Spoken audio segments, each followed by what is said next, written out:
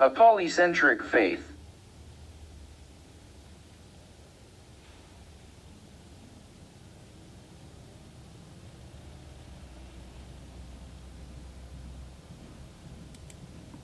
Hinduism is a polycentric faith. Since it admits multiple centers of belief and practice, there is no single structure of theological authority or liturgical power. When there is no center, there is no periphery either. Sanatana Dharma is inclusive, since there is no basis for excluding any belief. Radhakrishnan argues that Hindu tolerance is not indifference. Hindus understand that not all self-declared truths are of equal value. Still, they are all welcome in that gigantic buffet table of spiritual options the Hindu feels empowered to dip into. Of course, the flip side of the coin is that Hindus tend not to see non-Hindu religious traditions as other, and in particular, they do not see them as challenging or putting into doubt Hindu beliefs and practices, which, after all, are timeless and eternal. Unlike Hinduism, however, as we have seen, the Semitic, or Abrahamic, faiths believe themselves to be of divine origin. The true faith was revealed by God to Abraham and was therefore beyond contestation, even if its three major variants, Judaism, Christianity, and Islam, in order of appearance, relied on different texts, and in Muslim belief, God revealed himself further to Muhammad, who became the definitive prophet of his word. Since the word of God cannot be false, all three Semitic religions came to revolve around ideas of absolute truth. They were the only way to reach God, and those who chose other paths were doomed to hellfire or damnation. Many saw it as their duty to show the absolute truth they had found to those who were still in darkness but unaware of the error of their ways. If you resisted their truth, you were wrong, and if you were unwilling to correct yourself, you must be either misguided, evil, or blind, the only possible explanations for those unable or unwilling to see the truth laid before them by these revealed religions. For this reason it was permissible, for some, true believers, to convert you to the right path by force or inducement. Sanatana Dharma, however, saw its adherents engaged in a permanent quest for truth, which was not something revealed from on high by God or a prophet, but something that had to be searched for by prayer, meditation, good conduct, and experience, and could well be attained only at the very end of one's life, if at all. Religion is, after all, experience. Ideally, it is an experience of God. The Svetasvatara Upanishad says, God, the maker of all, the great spirit ever seated in the hearts of creatures, is fashioned by the heart, the understanding, and the will. They who know that become immortal. The heart, the understanding, and the will each play their part, all are indispensable. This also means that religious experience is personal experience. Self-realization will vary from individual to individual. After all, the divine, as Radhakrishnan argued, reveals itself to men within the framework of their intimate perceptions and prejudices. The Western faiths largely look outward to the heavens for their revealed truths. The Hindu looks within himself.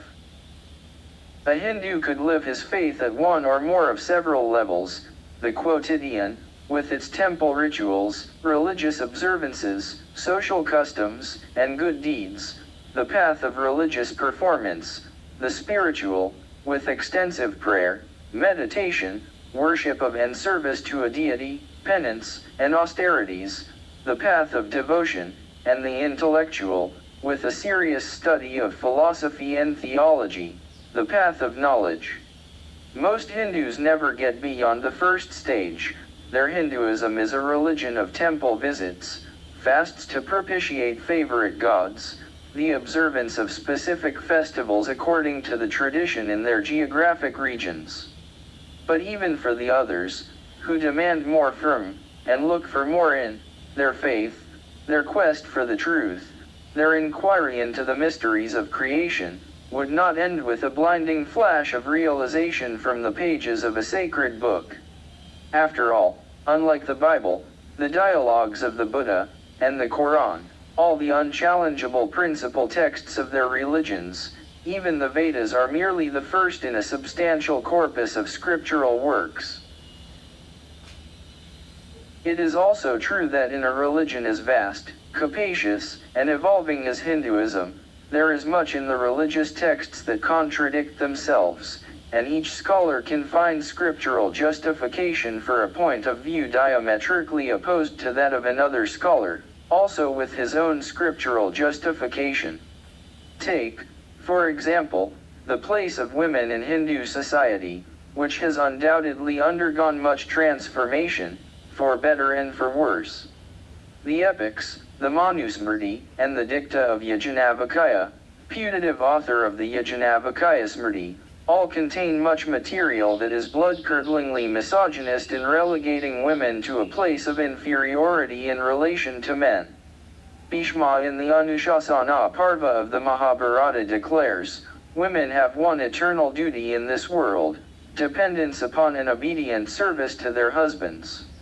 And yet this is the faith that regarded wives as ardhangani, half of the whole, and sahadharmani, the partner of the man in the fulfillment of dharma. The sage Sayana, in his commentary on the Rig Veda, wrote, "The wife and the husband, being the equal halves of one substance, are equal in every respect, both should join and take equal part in all work, religious and secular." A warrior queen like Kakeyi strode onto the battlefield alongside her husband. Swami Vivekananda pointed out with pride that some of the most exalted rishis of the Hindu faith, the most learned and respected authorities on the scriptures, are women.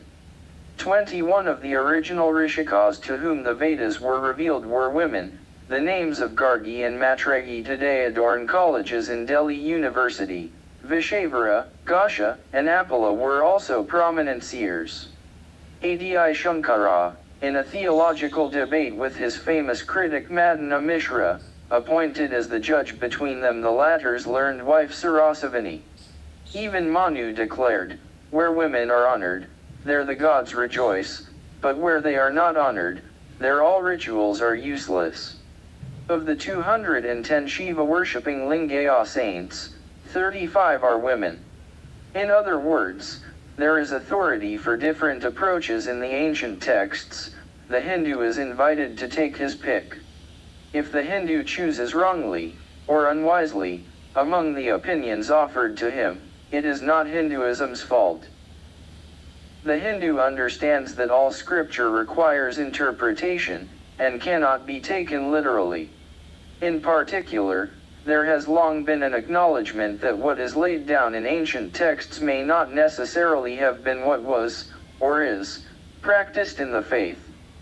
The strong position held by the polyandrous, property-owning Nair women in Kerala's matrilineal society, the honored position of Rajput women, who killed themselves en masse after their husbands fell on the battlefield, and the reverence accorded to women mystics like Mirabai and social reformers like Savitribai Phule, show Hinduism as accepting of women as figures of authority and respect. The fact that the Manusmriti is both misogynist and casteist does not preclude the possibility that throughout the ages, it was honored in the breach. Hinduism offers the believer much to choose from. What you choose to follow is your Hinduism, while others might find scriptural justification for a contrary view. Hindu philosophy testifies to the extent to which reasoned debate amongst the believers in dialogue with but not restrictively bound by their scriptures has allowed Hindu religious philosophers throughout history to reform themselves and their faith. Many sacred books. As I have asserted, Hinduism has not one sacred book, but several, both complementary and contradictory to each other. The Hindu scriptures are commonly divided into Smritis, Smrtis, Itihasas, Puranas, Agamas, and Darshanas. The Smritis are that which has been heard or revealed. The four Vedas Rig Veda, Sama Veda, Yajur Veda, and Atharva Veda are Smriti, having been revealed to, or heard by, the Rishis, codified by Veda Vyasa and passed down through generations of disciples. But they are not revealed texts in the Christian or Muslim senses of the term. The rishi is a mantra drashta, a seer of mantra or thought. The thought is not his own, but he hears or sees it. It is interesting that the Sanskrit word for philosophy is darshana, literally seeing. The perception of the seer is as important in Hinduism as his intellectual inquiry. In this, too, Hindu philosophy differs considerably from its Western counterparts. In fact, the Rig Veda is estimated to have taken perhaps half a millennium to attain its corpus of 10,552 mantras in verse, and in the course of these 5 centuries at least 50 poetricians had a hand in its composition. Their sacredness comes from their divine inspiration and sustained quality, not from having been handed down fully composed by God like the Quran. The story is no different with the later Vedas. The 4 Vedas are believed to have been created between 1500 BCE and 500 BCE, a period of 1,000 years.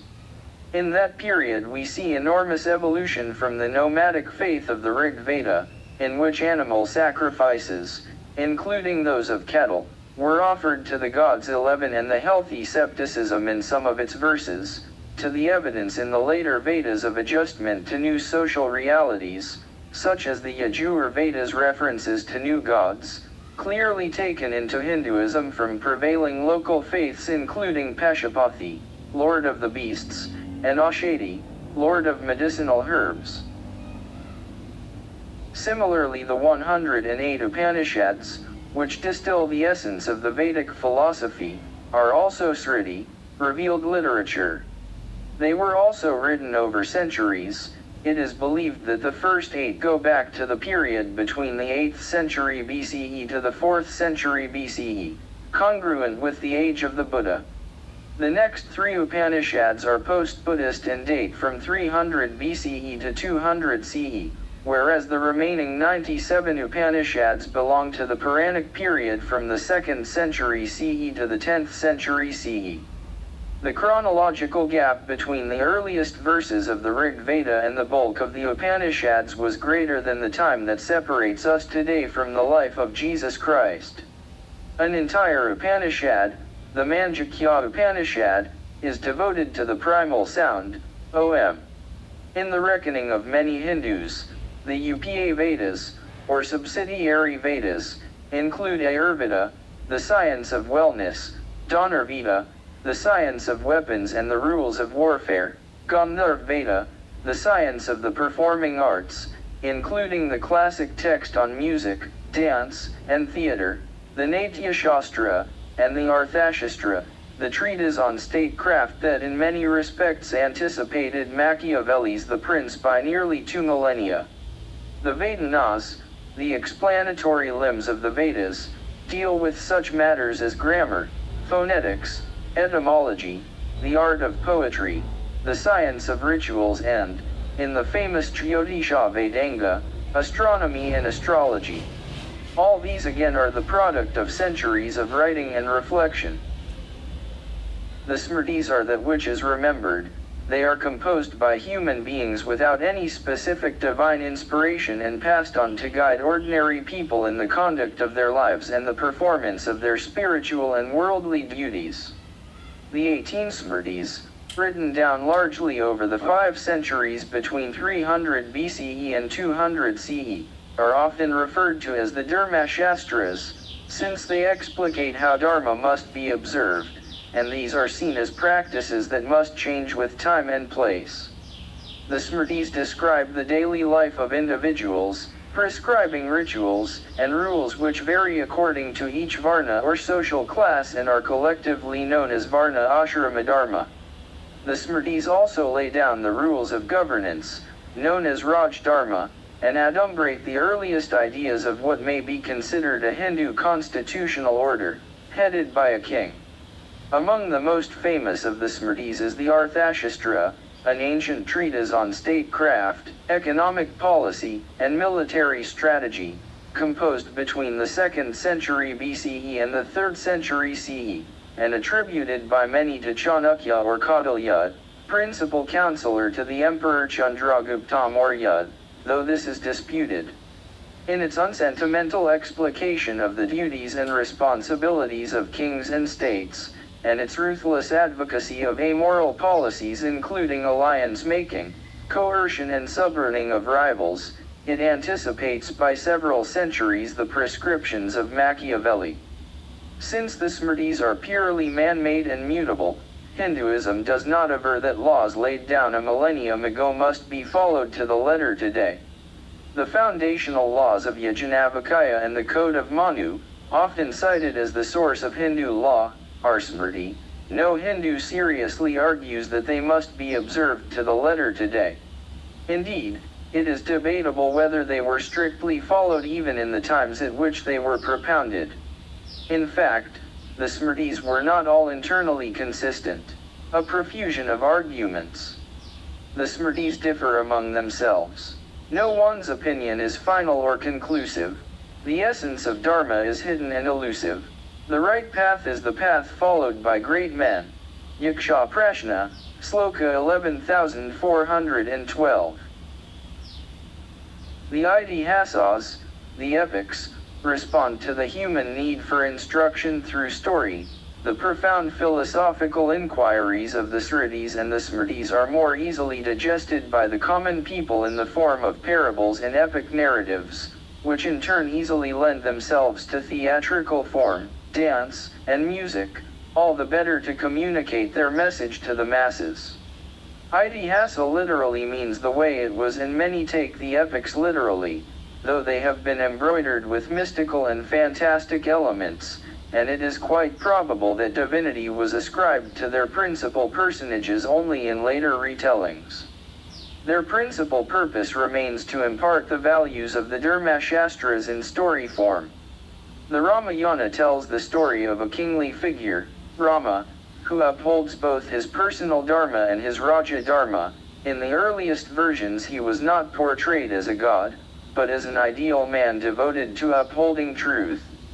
Indeed, there is impressive evidence for the historicity of Rama in Valmiki's text, which is replete with astonishingly accurate geographical, botanical, and zoological details about his journey from Ayodhya to Lanka and back. 13 He makes enormous sacrifices in his personal life, including giving up his beloved wife, in order to fulfill his dharma. The Mahabharata was told and retold, with countless interpolations and additions, till about 400 CE. It incorporates the classic poem, the Bhagavad Gita, the Song of the Lord, which distills the essence of the Upanishads and is to many Hindus the core religious text of their faith. The two great Hindu epics, the Ramayana and the Mahabharata, tell stirring stories accompanied by digressive meditations on values, morals, and principles. They are polycentric and fundamental texts about such key issues in society as what constitutes ethical conduct, how a just society is made and sustained, and the duties and obligations of kings, counselors, warriors, women, and sages. They deal with great moral dilemmas and issues of right conduct, justice and fidelity, violence, and redemption. They give voice to a range of actors and concerns. They provide models for social and political action, and because they are told and retold as stories, they have embedded themselves in the popular consciousness of Hindus.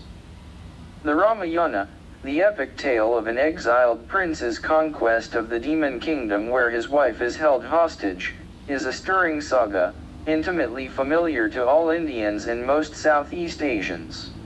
Lord Rama's ultimate triumph and his return to rule his own kingdom as a just and benevolent king is the archetypal story of the victory of good over evil. Yet in many of its episodes, including what becomes of his queen, there are complex moral dilemmas unveiled that do not lend themselves to simplistic interpretations. The Mahabharata deals much more with Adharma. It is a tale of the real world, one whose heroes have feet of clay, whose stories have ambiguous ends, whose events range from great feats of honor and valor to dubious compromises, broken promises, to see innumerable battles, expedient lies, dispensable morality. It asks profound questions about the nature of Dharma. Yudhishthira says, Dharma is subtle, and each episode in the epic appears to be a case study of what this means. Is Dharma derived from the Shastras, from precedents, from Nyaya, from Niti? Is it determined by caste or gender? The Mahabharata offers much ground for reflection on weighty ethical and moral dilemmas. When the low-born Eklavya becomes a master archer by eavesdropping on lessons offered by Dronacharya to his caste betters, the teacher asks for the boy's thumb in tribute, which would destroy his ability to practice what he has learned. When Draupadi, wife of the Pandavas, is lost in a wager in a fixed game of dice, she questions the right of her husband to stake her and the propriety of the winners to seize her. By raising these questions, the epic obliges Hindus to interrogate themselves about their beliefs. The Mahabharata has come to stand for so much in the popular consciousness of Indians. The issues the epic raises, as well as the values it seeks to promote, are central to an understanding of what makes India India. Its characters and personages still march triumphantly in Indian minds, its myths and legends still inspire the Indian imagination, its events still speak to Indians with a contemporary resonance.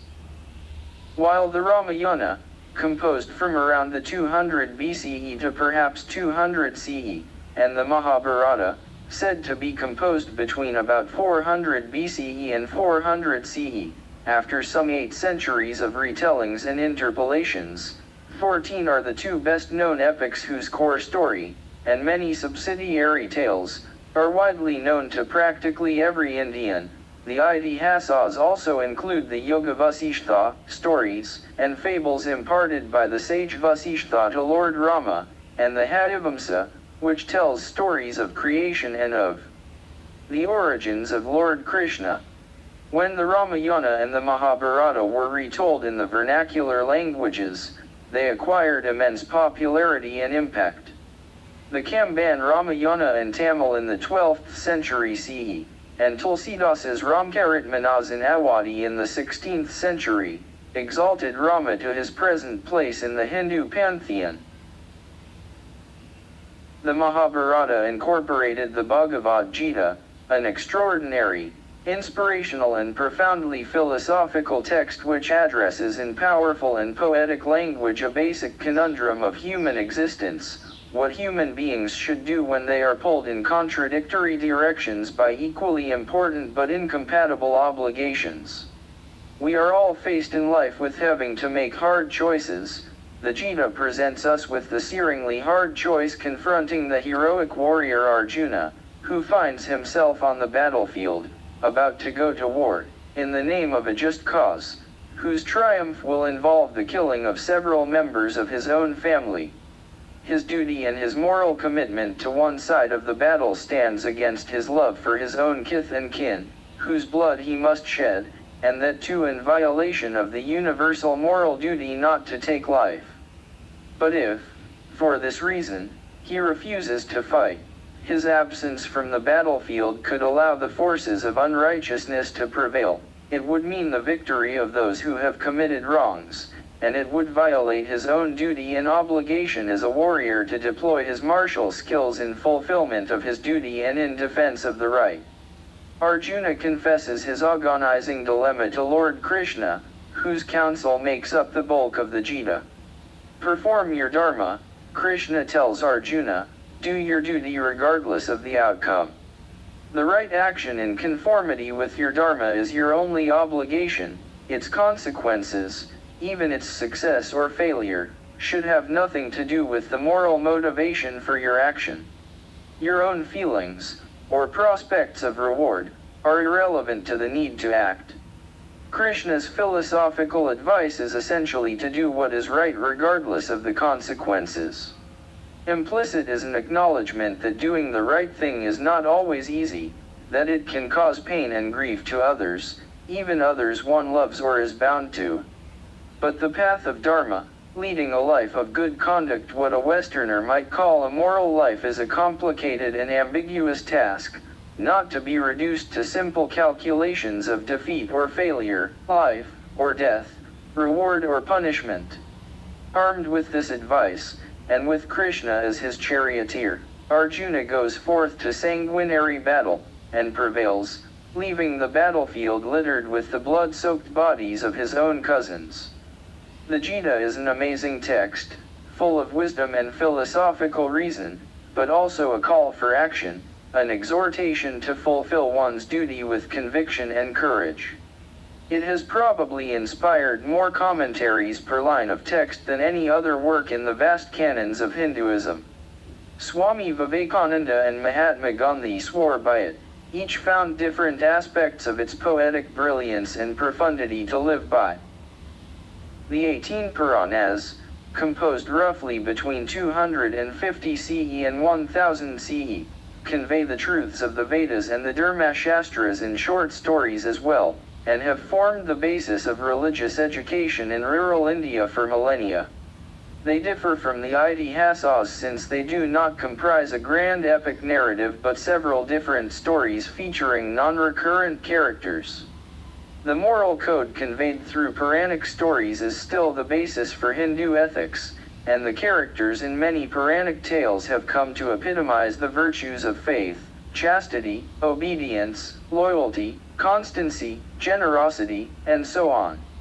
Their names are often cited, whether in conversation or even political discourse, as emblematic of those virtues: Prahalada the faithful believer, Savitri the devoted wife, Dhruva the constant, Harishchandra the truthful, and so on. The Puranas also tell the stories of the 10 incarnations of Vishnu, and the Srimad Bhagavatam, or Bhagavata Purana, focusing on the life and times of Lord Krishna, is still recited in temples and homes across India.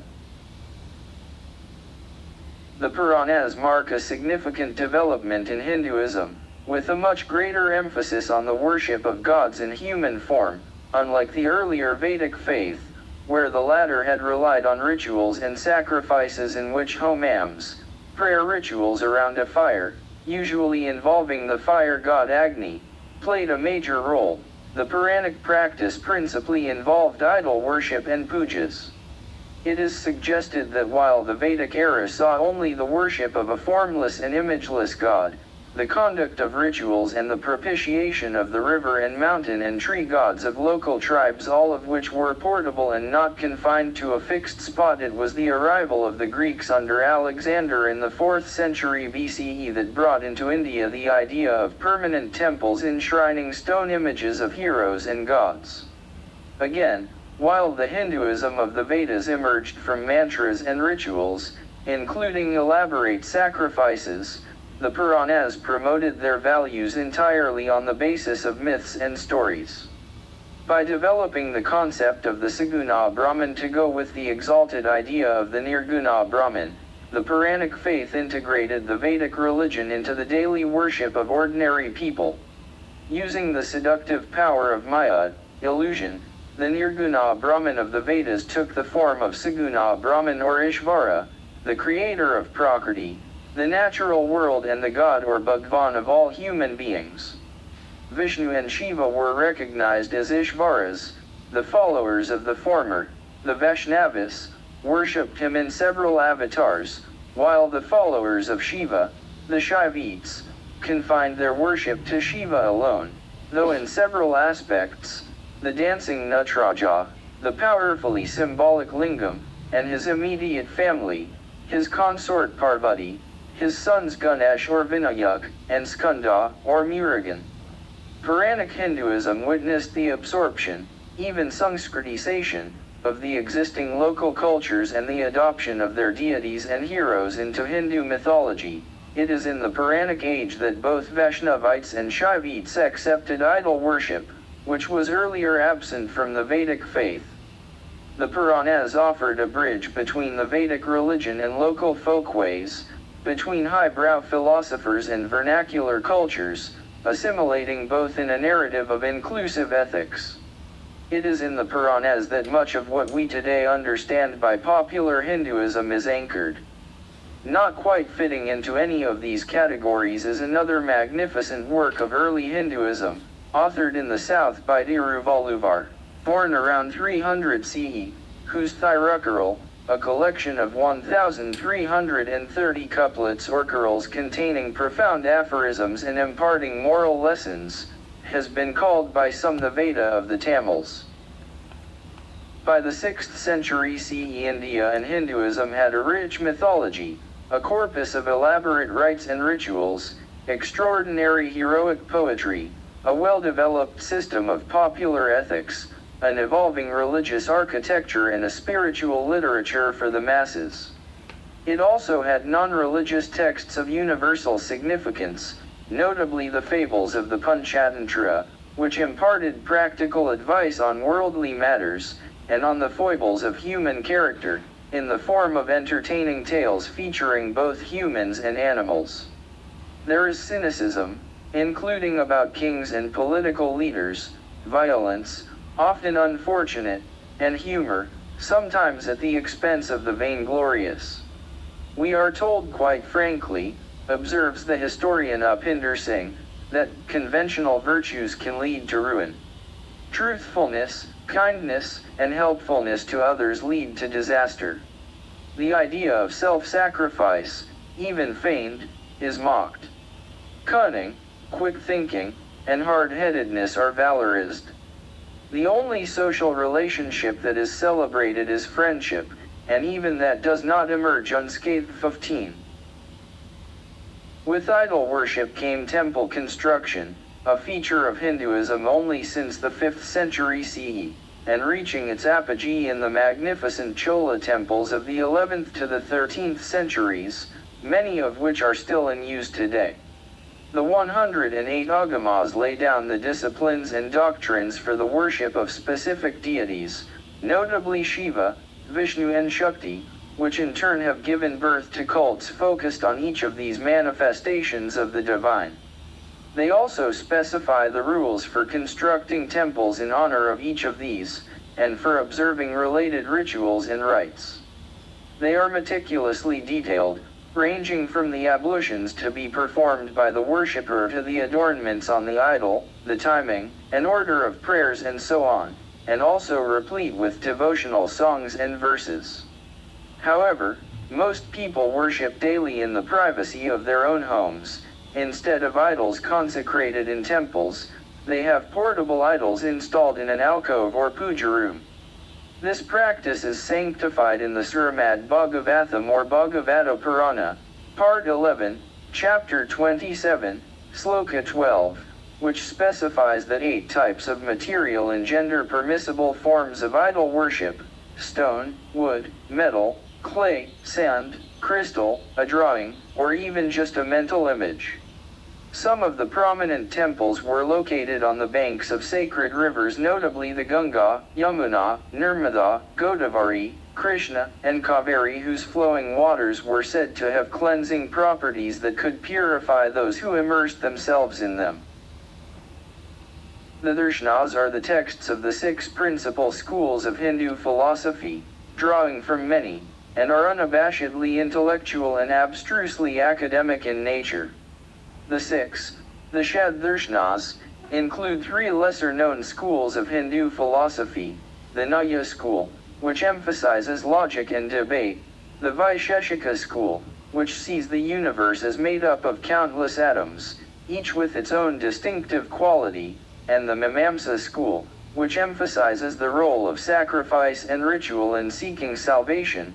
Some scholars describe the Vedic religion as Mimamsa Hinduism to distinguish it from the Puranic Hinduism of later years. A 4th, the Yoga school, is better known around the world for its physical practices, but in fact principally focuses on the control of the mind, the breath, and the body as the means to attaining the divine samadhi, a state of trance-like meditative consciousness. The central debate in Hindu philosophy is, however, between the 2 other schools. The oldest, the Sankhya school, so old that it is mentioned in the Mahabharata, based on reasoning, which argues the case for dualism or Advaita, the idea that there is a clear distinction between spirit and matter, between the divine and the worldly, and the newest, founded just over a millennium ago, the Vedanta school, which rejects dualism, Advaita, and sees spirit and matter as essentially one. Vedanta, or the end of the Vedas, has, thanks to the initial efforts of Adi Shankara and the 19th century preaching of Swami Vivekananda, become the principal school of Hindu philosophy today, as well as the most influential internationally, and is discussed more fully in the next chapter. Hindus trust the Vedas, but most do not see them as immune to analysis or criticism. It has been axiomatic in Hinduism that what was valuable to its forefathers might be valuable to us today, but each generation is allowed to inquire into its own spiritual patrimony. The Vedas have a sanctified place in the Hindu consciousness, but the Upanishads, the Puranas, the epics, and other works of spiritual and philosophical inquiry are also counted among our most basic scriptures.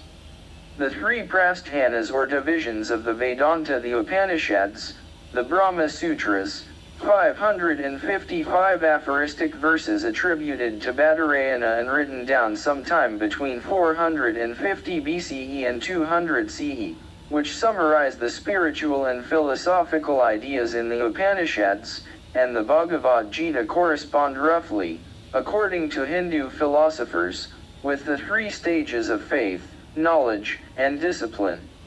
Each has value and each can be understood and practiced alone or in combination with the others.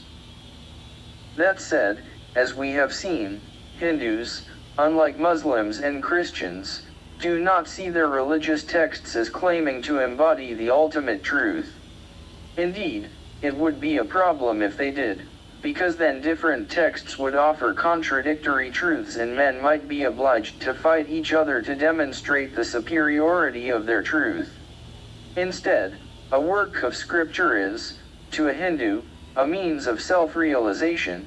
The words, and the insights they contain, are devices through which a diligent Hindu approaches self-transformation.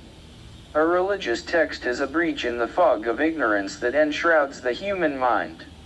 Allow its insights, the magic of its words, the music of its mantras, to penetrate through the fog, and a transformation might follow. The transformation is not merely in understanding the words of the text as in an Abrahamic holy book, but in opening the mind to new possibilities, including the possibility that the literal claims of the text might be false. The purpose of the religious text is to enter the mind of the reader and help constitute the self.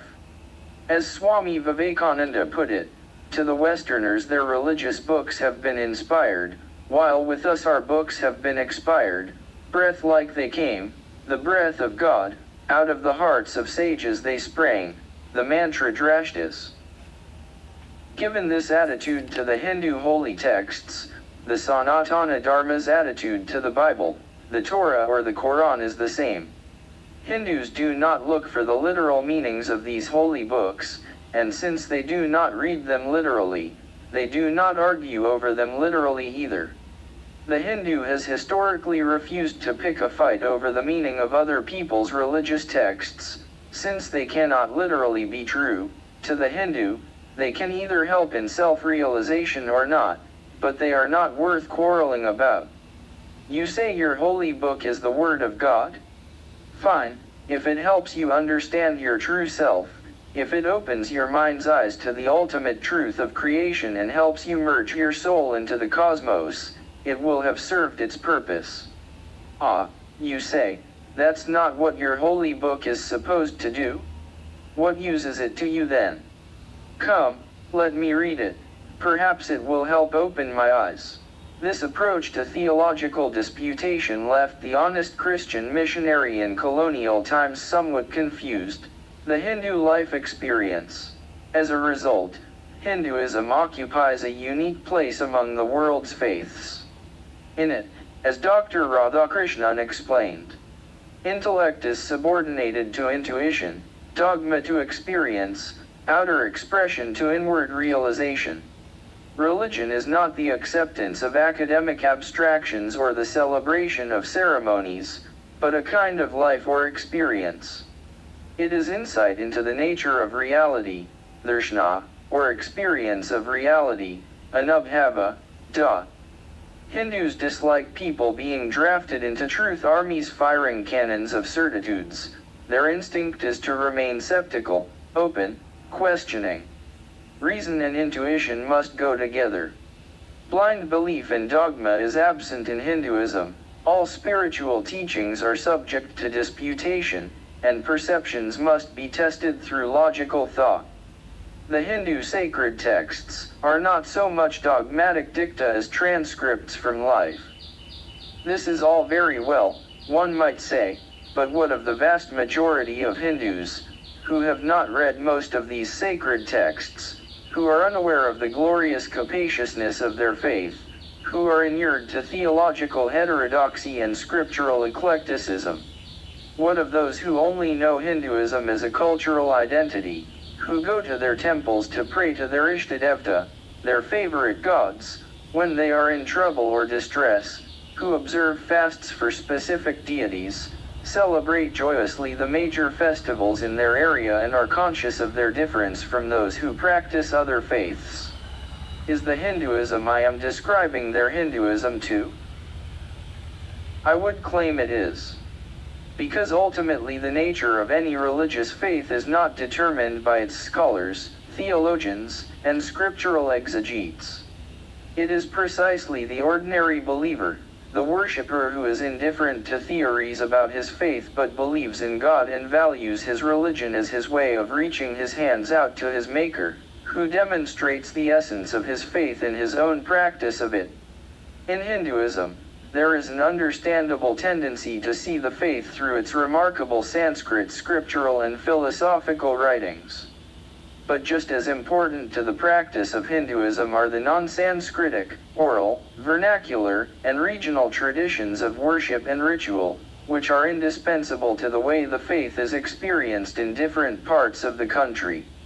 And it is precisely because Hinduism has been practiced in a certain way for millennia that it has survived as long as it has with its essential nature unchanged, even as it has faced the vicissitudes of reformist movements like Buddhism and Jainism, military assaults from Muslim invaders, conquest, and Islamic rule, the conversion activity of Christian missionaries, reformist challenges like those of Ramananda, Chaitanya, and Kabir, of whom later, syncretic movements like Sikhism and the Brahmo Samaj and attempts at conversion of its adherents to other faiths.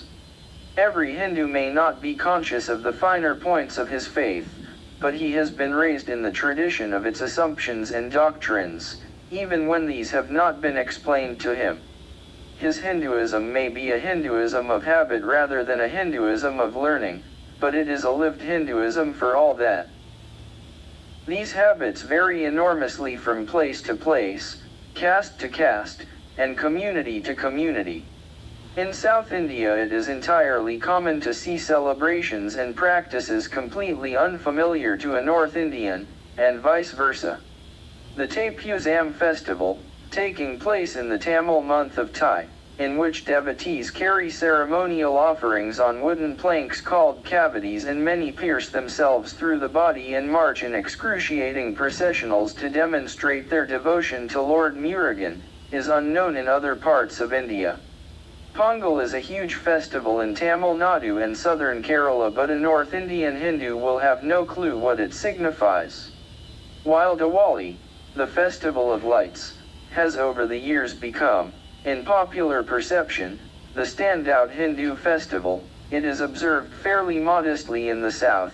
In Kerala, on the other hand, the festival of Onam is celebrated with enormous gaiety and piety, unlike in the north, where it is not celebrated at all. Onam, in fact, offers another striking example of Hindu diversity.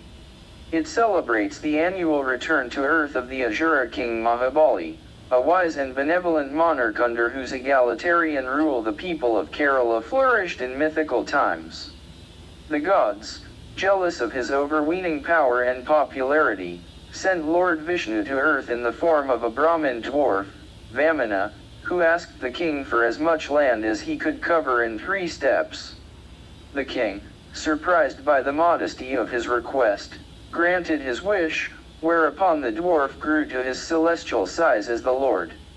With 1 step he covered the earth, with his 2nd the heavens, and when he had nowhere left to place his 3rd step, he turned to the king to fulfill his promise. King Mahabali humbly offered his own head. Lord Vishnu placed his foot on the monarch's head, driving the king through the ground into the nether world. Onam commemorates Mahabali's annual return to earth to see how his people are getting on. Rather like Santa Claus, he is largely portrayed as a jolly rotund figure happy to see his subjects enjoying a good time, and Onam is an occasion for holiday cheer, gift-giving and enormous feasts. As I have noted, it is, however, not celebrated by North Indian Hindus, who instead observe, the day before Onam, a minor festival called Vamana Puja in which they worship Vishnu in the form of a dwarf. A Malayalam tweet by a North Indian politician, Bharatiya Janata Party, BJP, President Amit Shah, wishing Keralites well on the occasion of Vamana Puja, caused great offense to its intended audience, since it was portrayed as celebrating the ill treatment of the popular local king vanquished by Vamana. As a result of its huge diversity, and the multiple folk religious practices it has absorbed over the millennia, mainstream Hinduism abounds in festivals. There is no day in the calendar which is not associated with some auspicious occasion, or dedicated to a specific god, or assigned to a particular religious practice. The importance and significance of each day will again vary depending on which part of India one is in, and which community one belongs to. In Delhi it is entirely possible to see Punjabis celebrating Lari while Bengalis go about their business, Biharis enveloped in Chhath Puja while Maharashtrians remain ignorant of it, and Malayalis in Onam holiday spirit while Northerners are just gearing themselves up for Diwali. Rituals are undoubtedly a precious part of religious practice for most Hindus. Some are conducted by priests in arcane Sanskrit while the devotee, having paid his fee, stands with hands folded and listens in incomprehension. There is a distinction in many scriptural texts between the priest who performs the ritual and the yajamana, or the person for whom it is performed, whose only role consists of offering a dakshina or gratuity to the priest. Some, particularly the rituals associated with birth and naming, the first feeding of grain to a baby, the first instruction in the alphabet, and of course marriage, death, and cremation are full of inescapable meaning for every participant and bind the worshipper to his faith, family and community. Most often the rituals require a visit to a temple, sometimes they are performed at home. My sisters, who live abroad, do not go as often to temples as our mother, who lives in India, though they strive to keep up certain religious traditions and practices even in foreign lands. But they tell me that they are deeply comforted by the knowledge that on every special occasion in their family, our mother is going to an ancient temple to pray for them, to seek the Lord's blessings for their families, and to distribute alms to the poor in their name. In turn, whether in damp London or sunny California, they remember to light a lamp at dusk in their prayer rooms, as Hindus have done for centuries. Hindu rituals almost always require a priest. In most parts of India, however, my own community, the Nairs of Kerala, dispenses with the services of a priest on the occasion of marriage, seeing it as a social contract to be performed under the guidance of family elders in the presence of large numbers of usually well-fed witnesses, which would be enough to seal a marriage in the eyes of the world. The eyes of a representative of God they consider much less important, whereas in the north, it would be unthinkable not to have a priest officiating. Indeed, the wedding might well be considered null and void if a priest didn't turn up to conduct it. Given this dislike of priestly intermediaries in my gene pool, It is no wonder that as a young boy I asked my father why it was necessary to go to temples. If God is everywhere, I reasoned, isn't he, or she, at home, at school, at work? Why do we need to go to a temple to find her?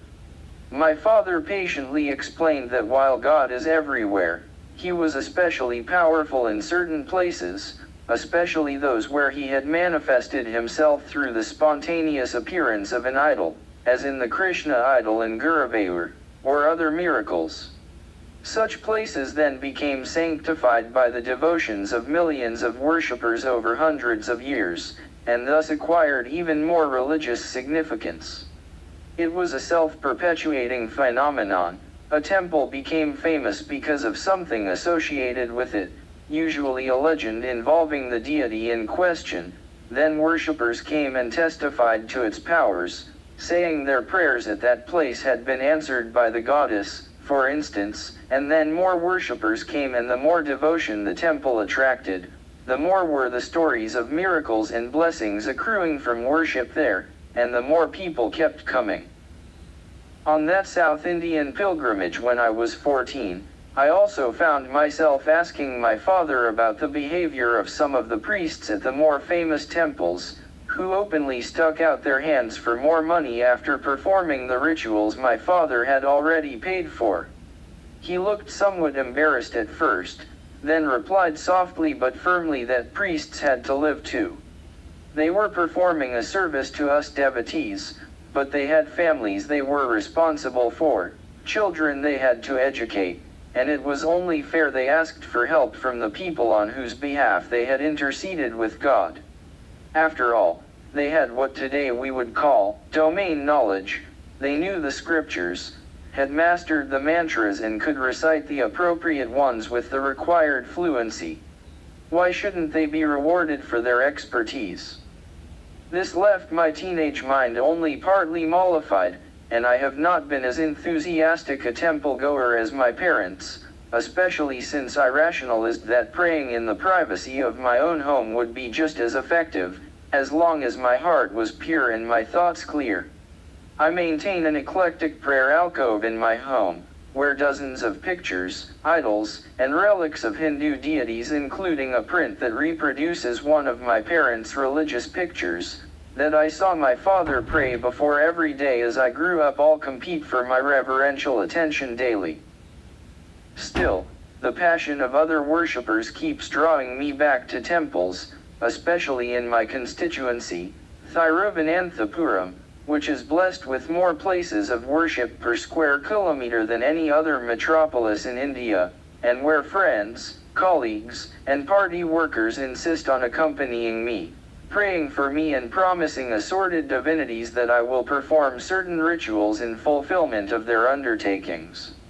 I have, as a result, been weighed against bananas, coconuts, and salt because they had sworn that I would be. This is a powerful incentive against weight loss, since the heavier I was, the more the temples in question benefited from donations of those items. But I am not complaining.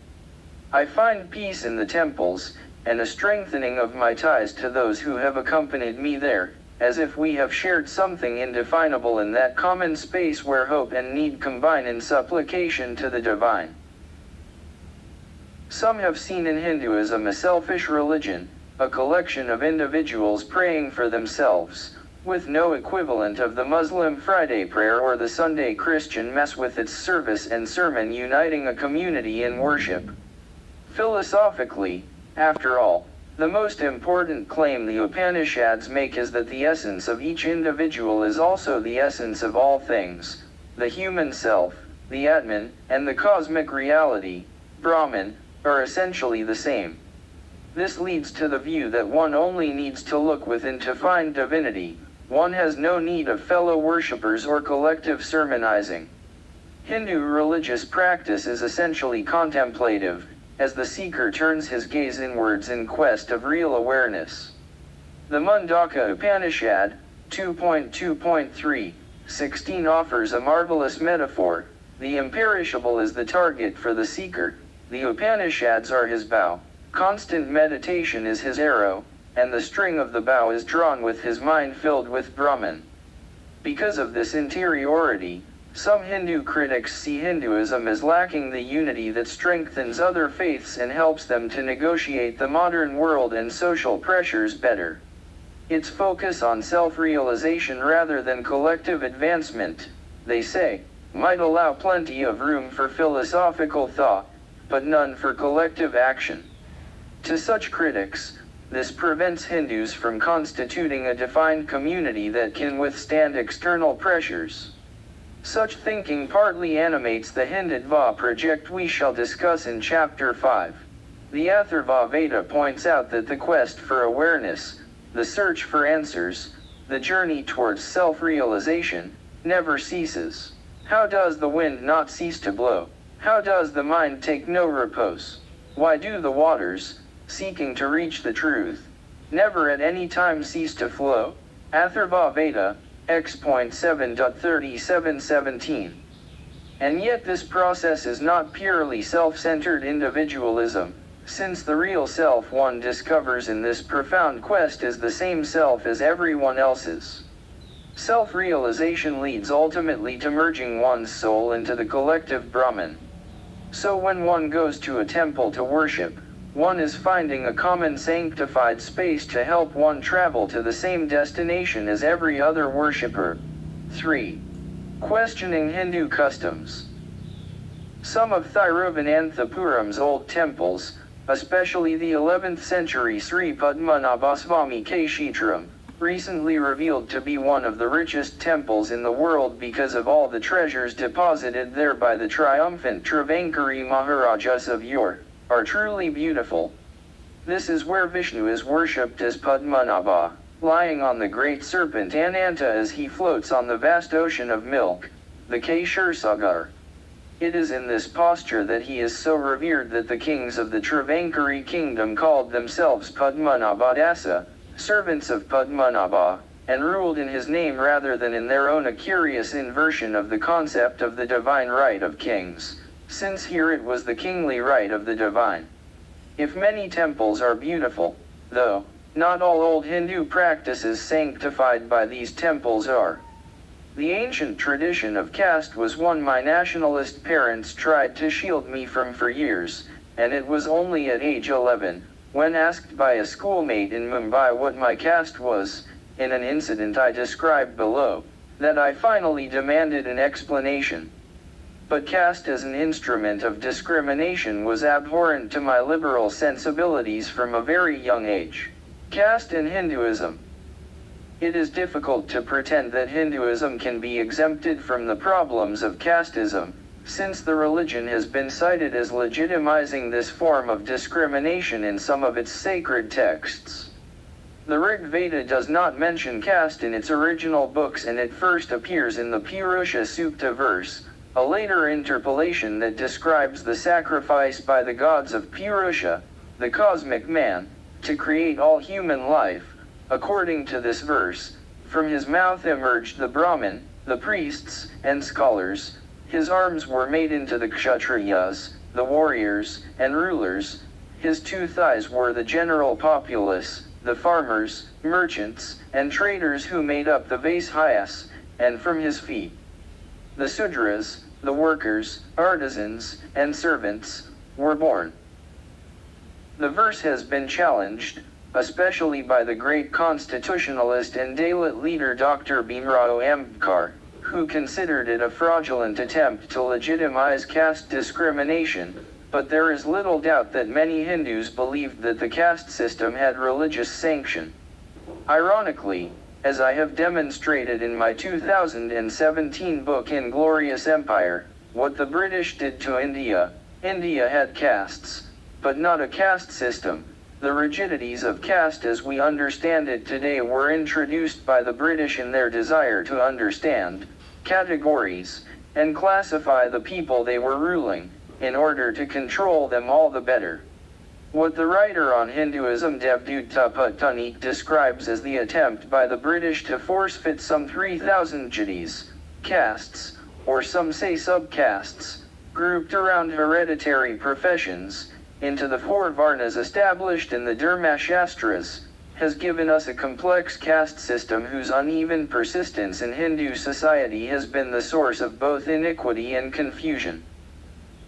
The language of the Purusha Sukta verse would seem to rule out any but Brahmin priests in Hindu temples, and yet Shudra Archakas, low-caste sacerdotes, perform rituals in many Hindu places of worship, and in October 2017 the Travankari Devaswam Temple Board officially appointed 36 non-Brahmin priests, including 6 Dalits, the former untouchables who were not even admitted to Kerala's temples till 1936 and who are still denied access to the sanctum sanctorum in many temples where that privilege is reserved only for those who wear the sacred thread, namely Brahmins. It is conventional wisdom that the caste system confined all learning to a narrow privileged caste of Brahmins, yet Veda Vyasa, the compiler of the Vedas, was born to a low-caste fisherwoman, and Valmiki, the author of the Ramayana, was a low-caste hunter. Both are revered today, even by the Brahmins. Caste may well have originated in Hinduism's desire to accommodate the different racial, sectarian, and occupational groups it encountered. In a social hierarchy, Dr. Radhakrishnan called it the answer of Hinduism to the forces pressing on it from outside, an instrument to civilize different tribes it absorbed. To this great scholar, caste stands for the ordered complexity, the harmonized multiplicity, the many in one, which is the clue to the structure of the universe. Point 1. That sounds almost admirable, till one understands that this complexity, in practice, ossified into impermeable social barriers that manifested themselves in degrading forms of social discrimination and economic oppression. It was not always the case. There was a famous fuzziness to the operations of caste in the pre-colonial era, and many famous examples of caste mobility, beyond those of Veda Vyasa and Valmiki. Be that as it may, the workings of caste extended into religious worship as well.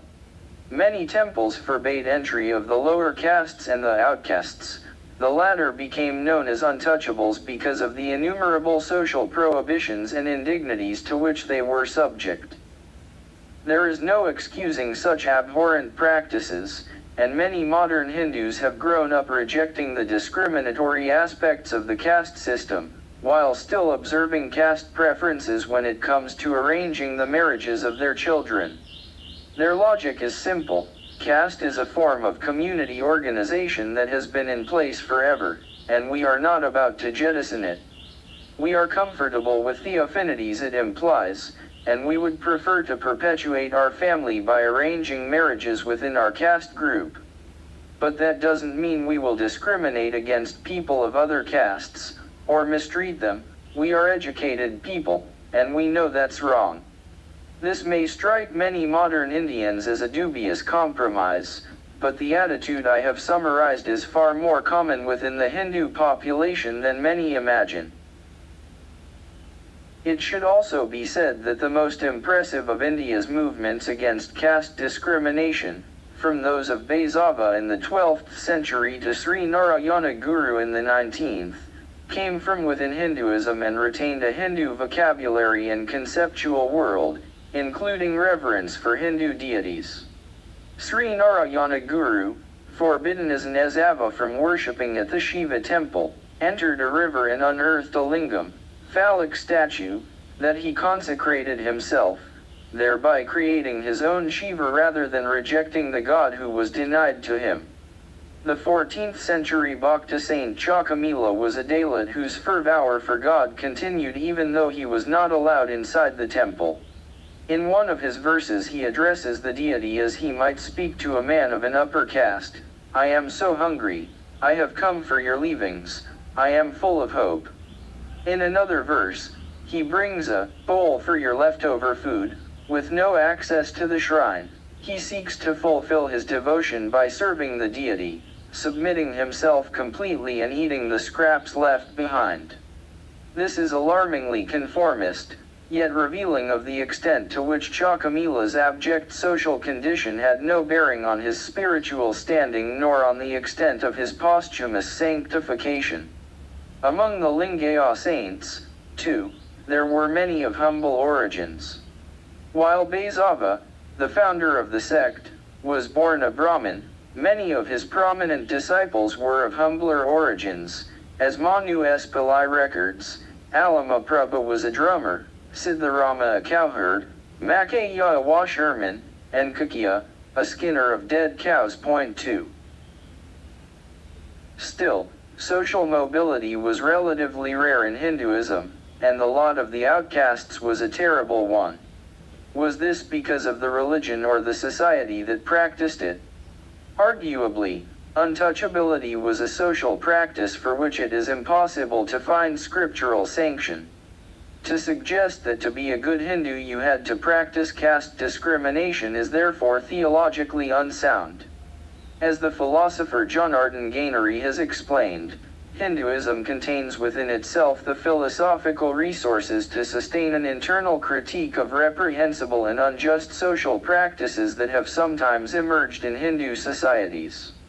As those who are familiar with Adi Shankara's beliefs will testify, the Upanishad insistence on the unity of being, a divinity available to everyone, the Atma residing in everyone, and the idea that all human souls ultimately merge into the same Brahman, for instance, implies the equality of all souls and argues against caste discrimination. So does the Vedantic concept of the welfare of all human beings, irrespective of social or economic distinctions, Bahujana Sukhaya Bahujana Hidaya Cha. Adi Shankara himself is said to have met an outcast, Chandala, who was ordered by his disciples to move out of the path of the great sage. "Who are you to ask me to move for you?" the outcast asked the great rishi. "Is the self within me different from the self within you?" Shankara was so struck by this enunciation of Advaita wisdom by the low-born Chandala that he prostrated himself before the untouchable and proclaimed him to be his guru. Manu S. Pillai recounts a legend from the same period. The sage Vararuchi, son of Sankaracharya's preceptor, married a pariah, low caste, woman, and fathered 12 children with her. One became a Brahmin, another a carpenter, and one was even a Muslim. Yet another sibling, when they all met for a feast, brought to the table food that he enjoyed, the udder of a cow, or beef if you will.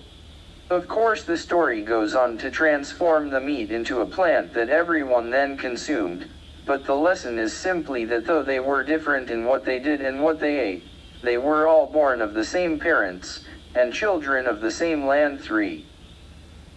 Still, caste discrimination was widespread and iniquitous.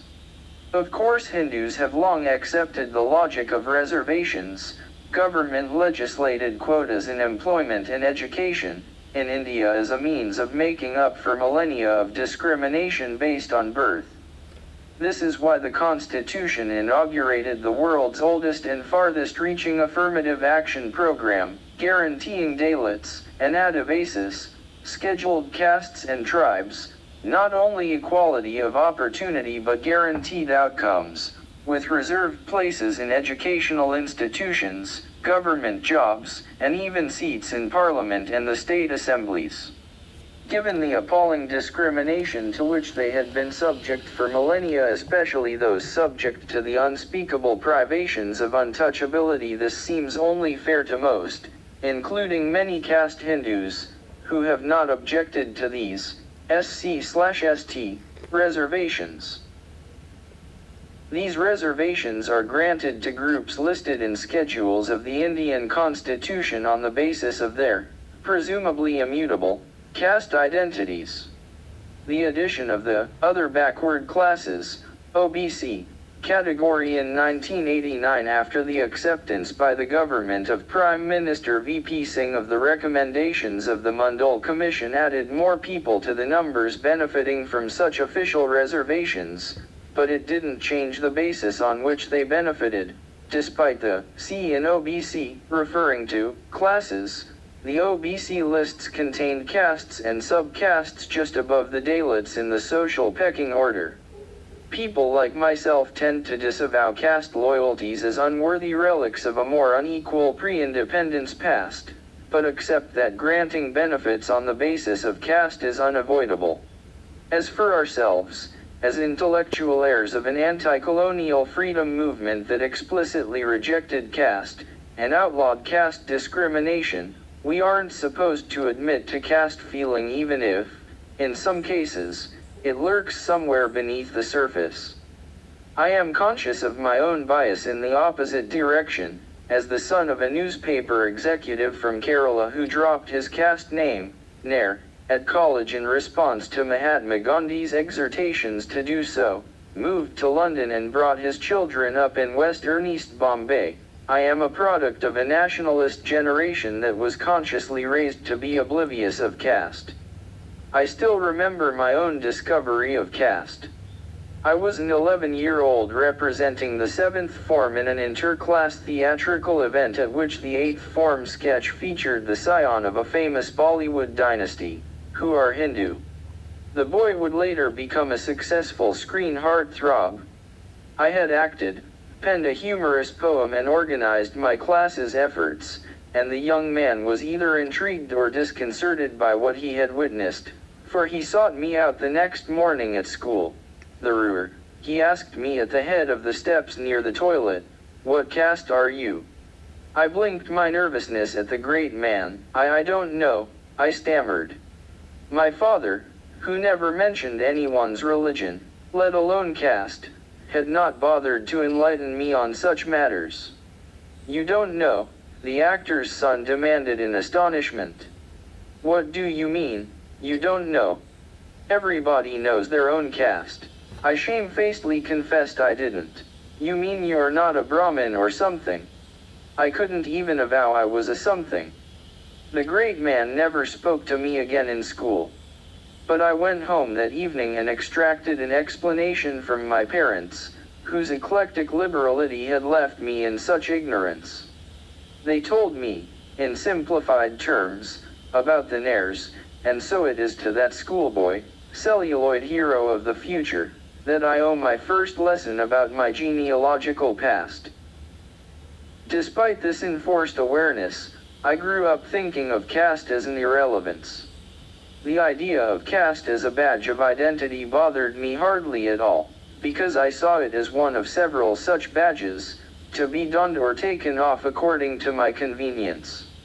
My caste identity was relevant to family holidays in my parents' ancestral villages, but irrelevant to my cosmopolitan schooling, and my parents never mentioned, or asked, the caste or religion of any schoolmate who came home to play with me or attend my birthday parties. I grew up ignorant of caste, married outside my caste, and brought up 2 children to be utterly indifferent to caste, indeed largely unconscious of it. Until my 50s, when I entered the caste-ridden world of Indian politics, it remained that way. Even then I deliberately abstained from finding out the caste of anyone I met or worked with without asking his caste, the same with my remaining domestic staff, and have entertained all manner of people in my home without the thought of caste affinity even crossing my mind. One of the key identities in India is, inescapably, caste. As has been noted, to some, it's an instrument of political mobilization, as the political ascendancy in parts of North India has repeatedly demonstrated. When many Indians cast their vote, they vote their caste. English-speaking urban Indians may scorn such behavior even while accepting it as part of political reality. After all, none of us would object if a Dalit leader advertised her pride in being a Dalit, or called for Dalit solidarity. Yet my obliviousness to caste is itself a confession of privilege. No Dalit, my Dalit friends tell me, can afford to be oblivious of caste. Much of the outrage at caste is, of course, when it's not a member of an oppressed community celebrating its achievements, but members of one of the so-called upper castes, someone at the top of the heap, celebrating their privileges, power, and prominence. Caste won't disappear from the landscape of Hinduism. Too many political and administrative benefits and disadvantages derive from one's caste affiliation for that to happen, not to mention that for many Indians, it is still part of their lived reality, even though it doesn't pack the same punch it once used to. If it becomes more and more one of many interchangeable, mutable forms of identity, one fraternity of many that an Indian can lay claim to, it may cease to matter so much. The majority of Hindus aren't there yet, unfortunately. And politics may not let them get there either. In recent years we have witnessed the undefying, and unwittingly hilarious, spectacle of castes fighting with each other to be declared backward, the competitive zeal of the Meenas and the Gujjars in Rajasthan to be deemed more backward than each other, and the agitations of privileged and powerful castes like the Marathas, the Patels, and the Jats for reservations on the same basis, would be funny if all sides weren't so deadly serious. As an uncle of mine sagely observed, in our country now, you can't go forward unless you're a backward. That may seem a prejudiced remark, but such views are increasingly held by many whose castes are ineligible for reservations. Caste ironically entrenched in India by British colonial rule, as I wrote in Inglorious Empire, has remained an inescapable feature of our lives. The news that a recent survey has established that 27% of Indians still practice caste untouchability is not, in many ways, news at all. Most Indians have grown up in an India where we have seen such behavior, though the kind of people who read English language books probably think of it as something that happens in rural, backward villages rather than bigger towns and cities. But this survey also packs a few other surprises. It shows almost every third Hindu, 30%er, admitted to the practice. That is, they refused to allow Dalits into their kitchen or to use their utensils. But data from the survey showed that untouchability was also practiced by Sikhs, 23%er, Muslims, 18%er, and Christians, 5%er. 5. These are faiths that pride themselves on their enshrining of equality and the brotherhood of faith. Dr. Amit Tharoor, the survey's lead researcher, was quoted in the Indian media as saying, "These findings indicate that conversion to religions other than Hinduism has not led to the total change of mindset that was hoped. Caste identity is sticky baggage, difficult to dislodge in social settings." 6. My father's and my response to be oblivious to caste and indifferent to the caste associations of friends, employees, and associates is no longer enough in today's caste-conscious India. For a long time I assumed this was the modern Indian ideal, the egalitarian spirit in which one judged people not by their caste but, to borrow from Martin Luther King Jr., by the content of their character or the sum of their abilities.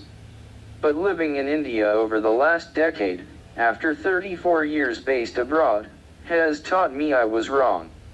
As an 18-year-old blogger, Tejaswini Dubhain, pointed out recently, a Brahmin's caste pride comes with humiliation for other castes. Caste, she writes, is both the base and superstructure of Indian society, and both the relations of power as well as the forces of production are mediated through it. Blindness to caste does not take away the social, political, and economical privileges one gets because of one's accident of birth in a particular, upper, caste. In her words, anyone belonging to a hierarchically privileged caste is bound to get the advantages of his caste location, willingly or unwillingly, consciously or unconsciously. Caste governs the distribution of resources and opportunities in Indian society. Caste is very much present in your life even if it is not directly visible to you because your social and economic capital is a production of your caste. Only 7. I have to concede she is right. And that makes her admonition strike home. To be born in a privileged caste is not anyone's fault, but to refuse to even acknowledge unearned benefits accruing due to one's caste and thereby claiming that the very mechanism that enforces them is absent in one's life is not right. On the other hand, for the people belonging to the marginalist lower strata of this system, caste is about humiliation, deprivation, oppression, and imposed identity. Caste blindness, in other words, is itself an affectation available only to the privileged. The lower castes cannot afford to be indifferent to caste. Parallels are sought to be drawn to debates over race-blind policies in the West, but these are inexact. Race, after all, is visible, whereas caste is not, which makes it genuinely possible to be caste-blind in one's social and personal relations in a way that is not feasible in multi-race contexts. A white person cannot credibly say, "I didn't realize he was black," least of all when a white employer rejects a black applicant's job application, but an upper caste Hindu can plausibly claim, "I didn't know she was a Dalit." Still, the temper of the times demands consciousness of caste and positive compensatory action for its disabilities, rather than blindness to it. Jawaharlal Nehru had hoped caste would disappear from India's consciousness, as I had allowed it to from mine. In today's India, that will no longer do.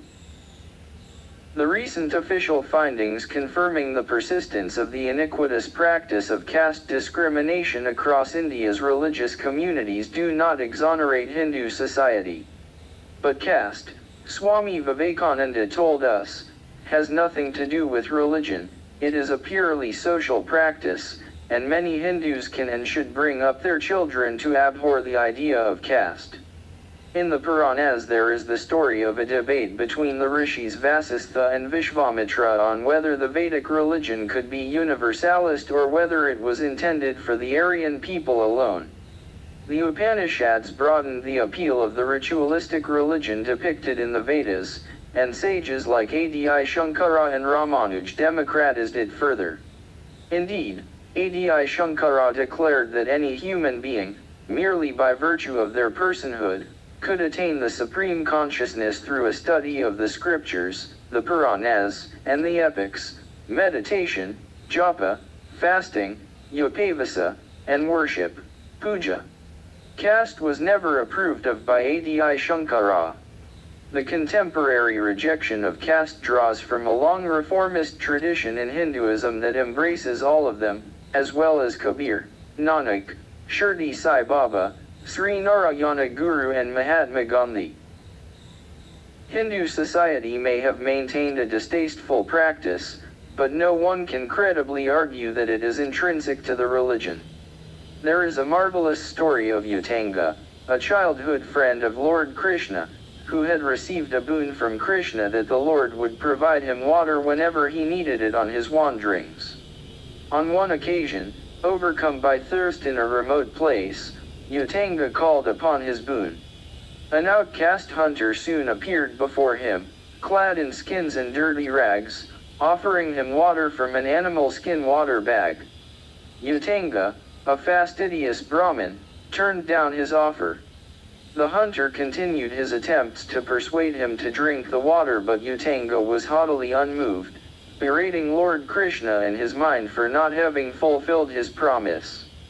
The hunter, his generosity spurned even by a man in need, duly disappeared. Soon Krishna himself materialized before Utanga, informing him that he had sent Indra, the king of the Devas, in the guise of the hunter, to offer him not just water but Amrit, the nectar of immortality. Since, instead of accepting his generosity, you chose to judge him by external factors like caste, you have forfeited the chance of immortality, the Lord informed Utanga. The Hindu who says that caste discrimination is incompatible with his dharma is a better Hindu than one who insists her religion does not permit her to engage a low-caste cook in her house, as a senior government official recently did, or claims her faith will not allow her to serve a Dalit boss, which somehow no menial employee in India has yet done. Still, The battles over temple entry to Dalits occurred within living memory, and other instances of the pernicious effect of caste discrimination in the practice of religion are not hard to find. India's first artist to achieve mass popularity, Raja Ravi Verma, did so in the 1890s by printing lithographs of his paintings of Hindu gods, which enabled Dalits to worship in their homes images of the very deities they were not allowed to pray to in the temples, from which they were barred. As I've pointed out a few pages earlier, the great social reformer Sri Narayana Guru in Kerala installed a Shiva lingam in a temple because Hindus of his Ezava caste were forbidden from entering the area's established Shiva temples. So the Hindu religion has undoubtedly been complicit in caste discrimination, and the faith's identification with caste oppression has long been the principal negative held against it. Is a religion responsible for the worst behavior of its followers? Perhaps not, but Hindus collectively need to continue doing all that they can to wash the stain of caste discrimination from the face of their faith, gurus and the god market. Another aspect of popular Hinduism that does not reflect well on it is superstition. Hindus are considered prone to believing in assorted signs and soothsayers. Our fondness for astrology, for instance, is widely observed. It is true that a Hindu without a horoscope is like an American without a credit card, and is subject to many of the same disabilities. I even have 2 horoscopes, one cast for me soon after my birth in London by an expatriate Indian doctor there, another by the family astrologer at the village in Kerala.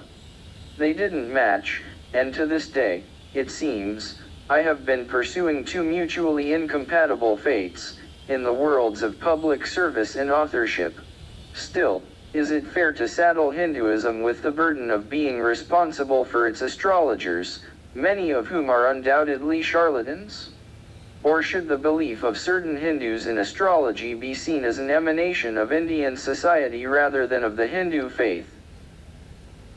The latter case is undoubtedly strengthened by the Hindu affinity for gurus and godmen, whose claims to religious significance often do not extend much beyond their garb and their gab. Hindus have flocked to ochre-robed dispensers of spiritual wisdom for centuries. There have been ascetic fakirs like Shirdi Sai Baba, performers of miracles like Satya Sai Baba, teachers of meditation like Maharishi Mahesh Yogi, and practitioners of sexual liberation like Bhagwan Sri Rajneesh, who later transformed himself into the somewhat more austere Osho. The legendary Satya Sai Baba has multiple millions of followers around the world. I have written elsewhere of the spotless town of Puttaparthi that serves as his spiritual headquarters, and continues to attract devotees years after his death. Among the living saints of Hinduism, Mata Amritnandami, the hugging saint, is revered as the embodiment of unconditional love. Her ashram and spiritual retreat, Amritapuri in Valaikavya near Kollam, is a beehive of activity, thronged with followers from around the world. Like Satya Sai Baba, she channels the donations of her followers to major social welfare projects, running a university, medical college, hospital, and a television studio. Such revered figures follow in a long-established Hindu tradition. Advaita Vedantist Hindus have traditionally held gurus or teachers in high reverence, since many ancient texts suggest that one should seek a qualified and able guide in the pursuit of one's spiritual quest. Following a guru is thus seen by many Hindus as desirable though not mandatory, a path to an end rather than an end in itself. A guru is a guide towards the fulfillment of self-realization, not a substitute for it. In the Advaita tradition, a competent teacher is vital to help a seeker attain correct knowledge and freedom from false knowledge. He, or occasionally she, serves as a revered instructor, counselor, and shaper of their disciples' values. Since Hinduism emphasizes anubhava, or the knowledge that comes from experience, as much as philosophical knowledge or jnana, which comes from study and reading, a guru can share his experience as a guide and model to the disciple. The best kind of guru is usually an inspirational teacher, a source of wisdom and instruction, a guide molding the spiritual evolution of the disciple, an elder who imparts his values, and a philosopher who reveals the meaning of life to the attentive seeker. Guru means dispeller of darkness. The exalted place of the guru in Hindu thinking reflects the fact that while a mother merely gives us physical birth, a guru ensures our spiritual rebirth. Not all self-anointed gurus are, however, worthy of the appellation. India is full of gurus. Some are figures of great learning and erudition in the religious texts. Some are capable of performing mystical and magical feats beyond rational explanation, and some merely impart a quiet wisdom that their followers find inspirational. Such gurus attract followings in the millions, and many have established ashrams to which their devotees flock, and in which many live either permanently or for regular periods, either conducting religious and spiritual practices, or performing social services in the name of their guru's order. But there are also, in the same domain yet of a different order, charlatans, posers, and tricksters, in what has been dubbed the God market, who woo the credulous with simplistic ideas of spirituality and amass huge fortunes at the expense of the gullible. These include a female guru who wears red mini-skirts and offers homilies on love, a Baba who sits in a tree and dispenses benediction through a touch of his foot, and another who receives the world in his naked glory and whose ultimate blessing comes in the opportunity to grasp his exposed male member. Much of this has nothing to do with Hinduism, except that it is a manifestation of the Hindu's eternal search for spiritual truth, in whatever form it can be found. Many of the devotees of these godmen are not Hindus. Equally, some of these godmen are not Hindu but count Hindus among their followers. It is important to note that the hold godmen have on their followers is not purely a function of religious devotion, rather it has a lot to do with a sense of drift in society, a namelessness, and hopelessness that requires a religious anchor. Clinching evidence for this proposition came in the person of a godman who is not strictly a Hindu, but a Sikh, the self-styled Baba Gurmeet Ram Rahim Singh Insan, whose name is a compound of Sikh, Hindu and Muslim names with Insan meaning human, and whose jailing in August 2017 precipitated a crisis across Punjab, Haryana, and Delhi. The flamboyant, jeweler-bedecked Gurmeet Singh had a reputation for sexually exploiting his female followers, but only 2 of them had the courage to sue. The case took 15 years and 200 sittings of the court before he was convicted. During this time, numerous efforts were made by the Baba's devotees to pressure the investigators, the police, the judges, and the complainants to withdraw the suit, but they did not give in. Baba Gurmeet Ram Rahim Singh Insan was always a peculiar godman, eschewing spiritual asceticism for gaudy showmanship and ostentatious living. He liked his hair long, his motorcycles powerful, his cars expensive, his attire sequined and his women clingy. He performed in popular music videos of his own composition. His biggest hit is called Love Charger and had a feature film made about himself called Messenger of God. This unlikely, rock star Baba, however, amassed a mass following of fanatic worshippers estimated at over 10 million.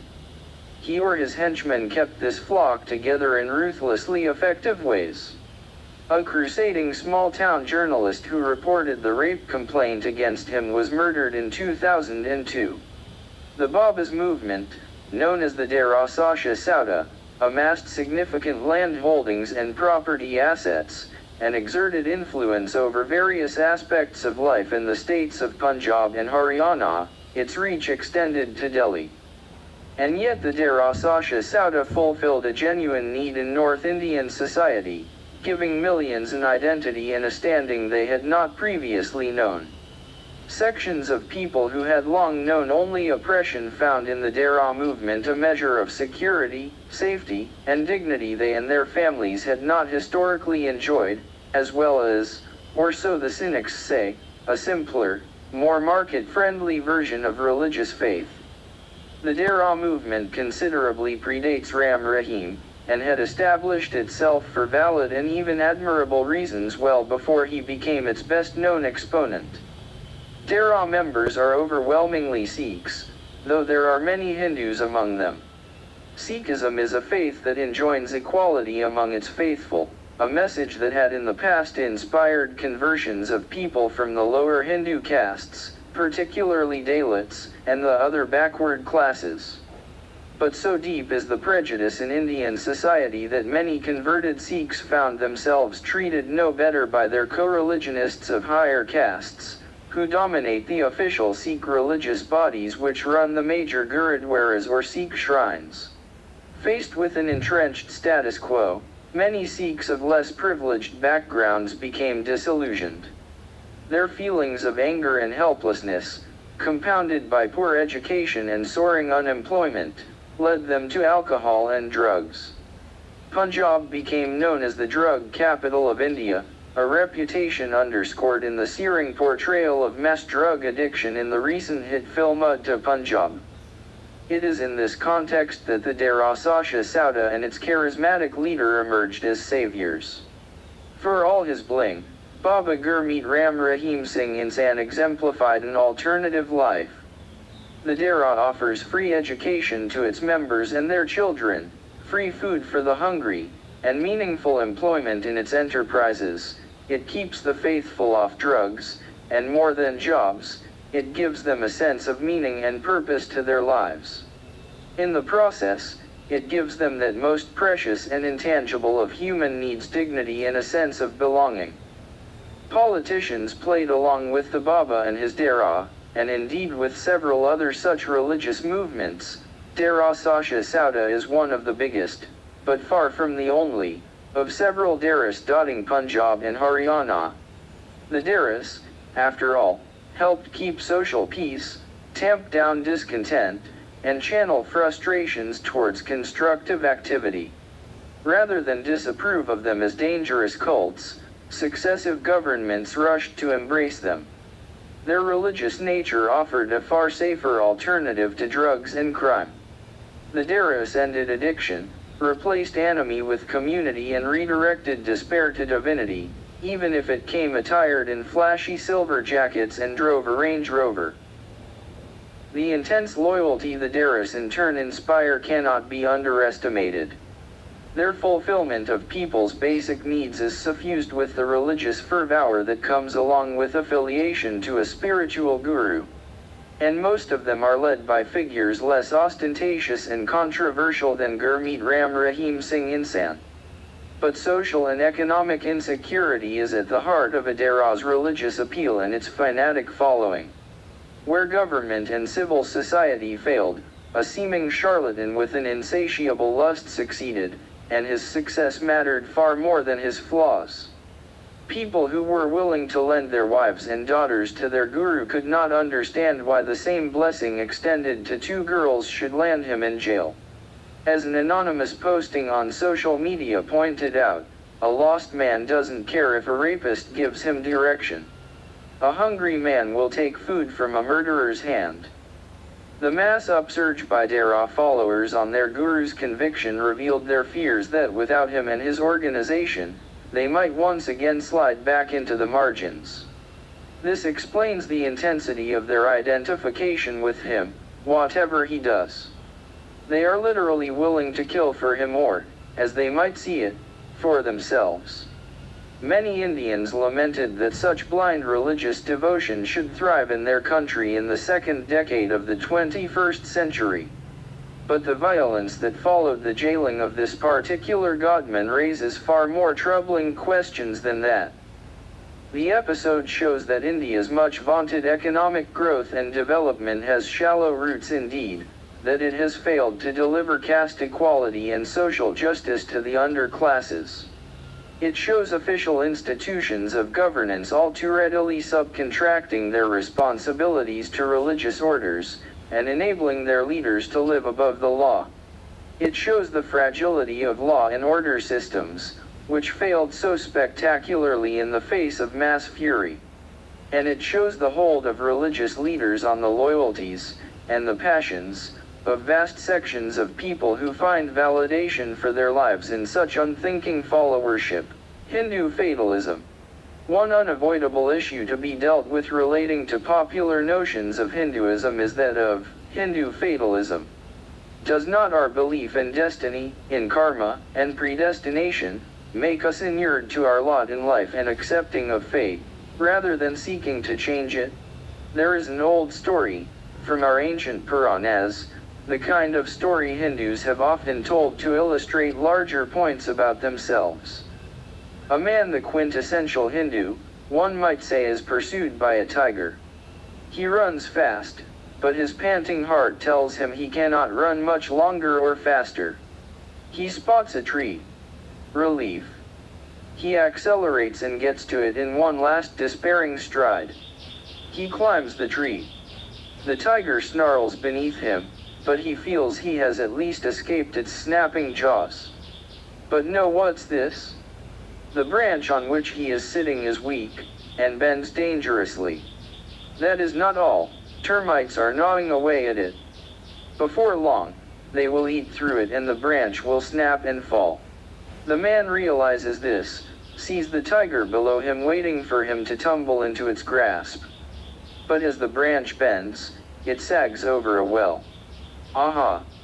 Escape? Our hero looks hopefully into the well. Perhaps he can swim. But the well is dry. Worse, there are poisonous snakes writhing and hissing on its bed, waiting for prey. What is our hero to do? As the branch bends lower, he perceives a solitary blade of grass growing on the wall of the well. On the tip of the blade of grass gleams a drop of honey. What action does our Puranic man, the archetypal Indian, take in this situation? He bends with the branch, and licks up the honey. This story is at least 2,000 years old, but it could be told today. It speaks of what the Orientalists saw as Hindu fatalism, a tendency for us to be resigned to our lot and to accept the world as it is ordained to be. The story speaks of our self-absorption in the face of impossible circumstances, and our willingness to make the best we possibly can out of those impossible circumstances. That is the Hindu answer to the insuperable difficulty. One does not struggle against that which one cannot overcome, but seeks instead to find the best path, for oneself, to live with it. In many ways, it explains what the West has regarded as Hindu fatalism, and to which V.S. Naipaul referred as a tendency for non-doing. And yet this is a very partial understanding of Hinduism. The Bhagavad Gita asks Hindus to raise themselves by the self, that is, to use whatever elements fate has dealt them, the circumstances of their birth, their location, their access to wealth, the opportunities for education and so on, as best they can to move towards self-realization. The fact that circumstances are what they are does not deny the Hindu the freedom of will to seek to change them. The position of the planets at the time of a Hindu's birth may have determined some of his or her possibilities, charting good phases and bad ones in their lives, but then it is up to them to make what they can of them. It is wrong to suggest that everything is willed by fate for the quiescent Hindu, that his destiny is decreed. The Hindu works with God to fulfill his potential. God is not just above and beyond us. To the Hindu, he is also within us. He struggles with us, suffers with us, strives with us. To that degree, the Hindu knows he shapes his own fate, in partnership with God. Early in my United Nations career, my first boss, a lay preacher in his native Denmark, asked me a pointed question: why should a Hindu be good? Not, I replied, in order to go to heaven or avoid hell. Most Hindus do not believe in the existence of either. If heaven is a place where a soul should sprout white wings and sing the praises of God, it must be rather a boring place, hardly worth aspiring to, and God must be a rather insecure being. And as for hell, the very notion of hell is incompatible with Hindu cosmology, since it suggests there is a place where God is not, and that, to the Hindu, is impossible to conceive, for God is everywhere or he would not be God. If Hinduism is, indeed, a manavadharma, an ethical code applicable to the whole of humanity, then it is legitimate for a non-Hindu to ask, why indeed should a Hindu be good? First, because he is bound by the moral obligation to fulfill his dharma, the right action his religion enjoins upon him always to undertake. The Hindu is taught that there are 6 principal obstacles to the performance of dharma. 2 are purusharthas gone wrong, kama is lust rather than desire, and labha is greed and avarice for material possessions, beyond artha, which is the legitimate acquisition of wealth and worldly goods for a worthy life. 4 other vices are personal failings that are within an individual's capacity to prevent: krodha, hatred; mada, vanity; matsarya, envy; and moha, delusion arising from ignorance or infatuation. These 6 obstacles are prevented and overcome through the practice of 7 essential virtues laid down from the time of Adi Shankara: ahimsa, nonviolence; satyam, truth; shivam, piety; sundaram, the cultivation of beauty; vairajyam, detachment; pavitram, purity; and swabhavam, self-control. The rejection of these vices and the practice of these virtues are essential for a Hindu to lead a good life. My boss wanted a more pragmatic reason for why a Hindu should be good. If it was not the promise of a better life in the next world, or a desire to avoid eternal damnation in hell, what was a Hindu's incentive? I explained that whereas in Christianity the body has a soul, in Hinduism the soul has a body. In other words, we are emanations of a universal soul, the Atman, which does not die. It discards its temporal form, the body, from time to time. Since the purpose of the soul is ultimately to reach moksha, to attain union with Brahman and stop the endless cycle of birth and rebirth in various bodies, the incentive for a Hindu to be good lay in the desire to progress towards this goal. An amoral Hindu, one who lived in adharma, would be in disharmony with the world and be set back in his soul's striving for moksha. I am not sure he was satisfied with my answer, and I am not sure you, the reader, will be. There was, however, a catch in what I was propounding. If the soul is permanent and the body is not, it makes sense that the soul sheds bodies and keeps returning to earth until it has attained moksha. From this flows the doctrine of punarjanmam, reincarnation, the idea that one will be reborn until one has attained that level of self-realization. The idea of reincarnation, emerging from the endless cycle of birth and rebirth, is basic to Hinduism. If in other faiths the individual is a body which has its own soul, in Hinduism the individual is a soul which happens to be in temporary possession of a certain body. The immortal soul occupies a mortal corpus, which it discards at the end of its physical life, only to re-emerge in another form, until it accomplishes true self-realization and moksha, and merges with Brahman. This cycle of birth, death, and rebirth is known as samsara, and it is a belief that addresses one of the central challenges facing every believer in God. If God is all-knowing, all-seeing, all-compassionate, and merciful, why does he permit so much suffering, pain, inequality, and inequity to bedevil his creations? The Hindu answer is that such suffering is the result of man's own actions in a previous life. Our present circumstances are caused or enabled by our past deeds and misdeeds, action and inaction. The soul continues from life cycle to life cycle, hopping from body to body as a caterpillar climbs onto a blade of grass and jumps to a new one. The metaphor is Upanishad, not my own. I always considered this deeply unfair. Why should a human being, conscious only of himself in his present life, have to suffer for wrongs he does not recollect and misdeeds he has no memory of having committed in previous lives of which he is unaware? Still, I had to accept it was a more coherent explanation than the contradictory ones offered by other faiths. which struggled to reconcile the world's injustices with their theological belief in a merciful God.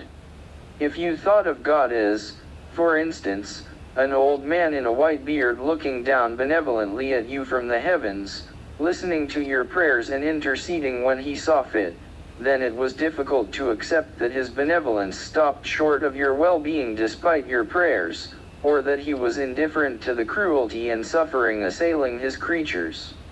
If you stopped thinking of God that way, however, but saw God in everyone and everything, in the bad and the good, in the unfair as well as the just, as an impersonal cosmic force, that just as then you can come to terms with the world's tragedies as well as its joys. The idea of reincarnation is related to that of karma, or action, the accumulated actions of your life. So the very circumstances of your birth, the home, the place, the nation, and the opportunities into which you are born are determined by your soul's actions in its previous incarnation. The time and circumstances of your death, too, are beyond human agency. When you have finished enjoying the benefits earned from, and paying for the misdeeds committed in, your previous life, your time on earth ends and your soul discards your body, to enter another. This is known as prarabdha karma. Then there are your characteristics, tendencies, and aptitudes, themselves emerging from the accumulated learnings of your previous lives. This is called sanchita karma and can be changed by your efforts, education, and conduct in your present life. Finally, there is agami karma, those of our actions which will pave the way for our future, reborn, life. Our evil words or deeds in the present life will mar our soul's prospects in the next, whereas good deeds, right actions, and the fulfillment of our dharma without regard to reward, will ensure our rebirth at a higher stage of the progress towards moksha. To some, this suggests another, somewhat simplistic, answer to the question, why should a Hindu be good? Be good so that you are reborn in a better situation in your next life than in the present one. If you are good, you may reappear as a king or a sage, whereas if you are bad, you might come back as an invalid or a mosquito. Or as Amartya Sen, the Nobel laureate, put it, as a Hindu, if you are a good economist in this life, you come back in the next as a physicist. If you are a bad economist in this life, you come back in the next as a sociologist. Jokes apart, your prarabdha karma is established by what your soul has experienced in its previous foray in a human body. Your incentive to be good is to improve its chances of a better time in its next innings. I was never comfortable with this idea, since it seemed to me to have been devised somewhat self-servingly by the upper castes to ensure social peace. Do not rebel if you are born poor or untouchable, the doctrine seemed to imply, since it's merely your soul paying for the sins of your past life, and do not blame us for leading a much better life than you, since we are merely reaping the benefits of our past good deeds.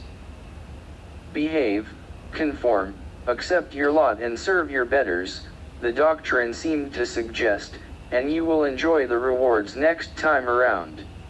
As a philosophy to reconcile people with their lot, and that would help maintain social peace, such a belief system was of inestimable value. It also justified human suffering in terms that no other religion's theology could match.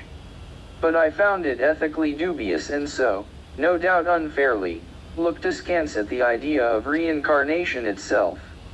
I was wrong to do so, since the socio-political rationale was irrelevant to the Hindu sages who had advanced the theory of punarjanmam. They were less concerned about issues of socio-political conformism than I was. The rishis' interest lay in the soul's unsteady and imperfect progress towards self-realization and merger with the cosmos. Their doctrine was about the divine soul, not the social circumstances of the body it happened to occupy. 4. Great souls of Hinduism. Much of what I believe as a Hindu comes from an early and intense reading of the writings and lectures of Swami Vivekananda, 1863 to 1902, the magnetic-eyed saint with the majestic mien and marvelous oratorical skills, who did more than anyone else to place Hinduism on the world map in the late 19th century. Swami Vivekananda was an inspiration to me right from my formative years. One of the few accomplishments I remember from a hyperactive extracurricular life at college relates to him. I was asked to deliver, at age 18 in 1974, the annual Vivekananda Memorial Oration at Delhi University. The honor was given to me because of my fondness for his ideas and a willingness to recite them with something approaching the oratorical flourish for which he was famous. Any fantasy of association with him, alas, ends there. To understand Vivekananda's Hinduism, one has to go much farther back in time. His ideas emerged from the Advaita Vedanta school of Hindu philosophy, anchored in the oldest Upanishads and established by Adi Shankara in the 8th century CE, which, as we have seen, is undoubtedly the most influential of the multiple schools of philosophy and theology that characterize Hinduism. Hinduism, the early days. It is said that the roots of Hinduism can be traced to the Indus Valley civilization that flourished around 3300 to 1500 BCE, although some sources claim that it is even older. Since the script of that civilization has not yet been satisfactorily deciphered, it is difficult to aver this with any certainty, but the ruins of the Harappan cities reveal evidence that suggest a priestly hierarchy and a cult of worship, and Indus Valley seals show a cross-legged figure who seems to represent Shiva. At any rate, the worship of male and female gods clearly existed, as perhaps did a fertility cult, along with the worship of nature, animals, and spirits. The doctrines of what we recognize today as Hindu Dharma were first established, it is said, by the sage Yajanavakaya, in around 3000 BCE. Many scholars dispute the historicity of this date, suggesting instead dates a millennia and a half later, 1500 BCE. They were reified in the four Vedas, composed roughly between 1700 and 500 BCE, laying down many of the mantras and benedictions, rituals, and ceremonies of the faith, together with commentaries on these. The faith was then replenished by Veda Vyasa, the sage who is said to have codified the Vedas and is credited as the author of the Mahabharata. But despite the richness of the epics such as the Mahabharata and Ramayana, the religion of the later Vedas became excessively ritualistic and rigidly hierarchical. Other ideas and practices needed to be accommodated. Around 150 BCE, some centuries after Vyasa, Patanjali, a notable scholar of the Sankhya school of Hindu philosophy, compiled the Yoga Sutras, a classic text on yoga theory and practice, which laid the foundations of classical yoga. Patanjali's sutras lay down an eightfold path, Ashtanga Yoga, which involves a rigorous set of physical, psychological, and moral pursuits, following the strictest discipline, which, if progressively followed under the guidance of a suitable teacher, would lead the practitioner to ultimate self-realization and pure consciousness. Then the Upanishads emerged, throwing the light of sophisticated, and sometimes abstruse, philosophical inquiry on the faith. Building on the sacred Vedas, these were all foundational texts of Hinduism. The Puranas were composed, and their stories helped integrate the Vedic religion with the folk religions of India, absorbing them in a shared ethic. Subsequently, Hinduism became paralyzed by its own inflexible practices of orthodoxy, ritualism and formality, and the rise of mutually antagonistic sects locked in interminable conflict. Inevitably, reformers arose to challenge it, notably the ascetic Mahavirajana, c. 599 BCE, 527 BCE, and the otherworldly Gautama Buddha, c. 563 BCE, 483 BCE, whose followers branched out into new religions distinct from the Mimamsa Brahmanism practiced by mainstream Hindus. Both new faiths flourished for several centuries, as Hinduism descended into esoteric disputes over Sankhya dualism and Charvaka materialism. It was then, in the late 8th century CE, that a youthful South Indian sage rose to heal and rejuvenate a divided religion, Adi Shankara. This was Adi Shankara, whose Advaita Vedanta was the philosophically robust response to that era of confusion, integrating diverse thoughts and Hindu practices into a philosophy based on the Vedic dictum of one truth, many expositions. Advaita Vedanta is only one and arguably the last of the 6 schools known as the 6 systems, Shaddarshanas, of mainstream Hindu philosophy, but it has proved the most enduring. Shankara emphasized the importance of pramanas or methods of reasoning, tempered by anubhava or intuitive experience, which empower the seeker to gain the spiritual knowledge adumbrated by the sacred texts. He focused on selected texts, the Bhagavad Gita, the Brahma Sutras and 10 of the 108 Upanishads as the key reference works of Hindu Dharma, illuminating them through his bhashyas, commentaries. Reasoning is essential to clarify the truth, according to the Advaita school, and Shankara was a famous debater of his time, challenging and being challenged by those of different philosophical persuasions but triumphing always through the power of his reasoning and the force of his arguments. His bhashyas are all written in prose, not verse, with lucidity and sharpness, and employ the Upanishad question and answer format that the West calls Socratic. Adi Shankara also authored the Vivekachudamani, 581 verses spelling out the qualifications required in a student of Vedanta, to be able to discriminate between the real and the unreal, to be able to maintain a spirit of detachment from this world, to have the capacity to control sensory perceptions, and to feel an intense desire to attain self-realization and moksha. The Vivekachudamani reviews the entire range of Hindu philosophical thought and argument, from the Upanishads to the Bhagavad Gita. More accessibly, and as part of his effort to popularize the faith, Adi Shankara also authored 100 stotrams, verses that can be sung as bhajans by the worshipper, or bhakt, many fairly brief but some quite long, like his most famous bhajan, the Bhaja Govindam. Most of the stotrams, hymns or verses, relate to the worship of the major Puranic gods, though some are devoted to spiritual themes and others are sung in praise of sacred rivers or the holy city of Kashi, Varanasi. To Adi Shankara, Bhakti Yoga, the practice of worship, was an important step towards Jnana Yoga, the cultivation of knowledge. The sage was very conscious of the need to revive the faith of which he was such a master. In verse 7 of his Bhaja Govindam, he laments the fact that children are interested in play and young men in pretty girls, but the old worry since no one is interested in the absolute. Adi Shankara was not merely a philosophical thinker who reconciled the doctrines and traditions of the ancients with a robust interpretation for the future. He was also a practical reformer.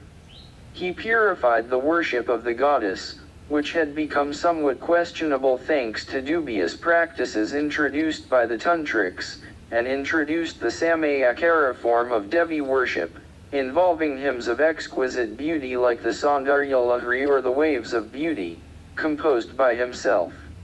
His ready acceptance of many Buddhist principles and practices so narrowed the gap between the two faiths as to make the absorption of Buddhism by the parent faith inevitable in India.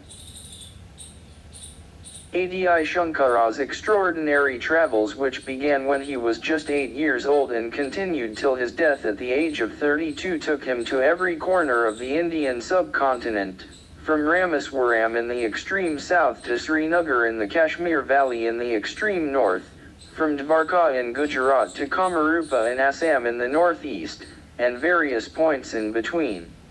He established temples almost everywhere he halted, all of which have remained in continuous use since, and left behind 5 major muths headed by successor Shankaracharyas to this day.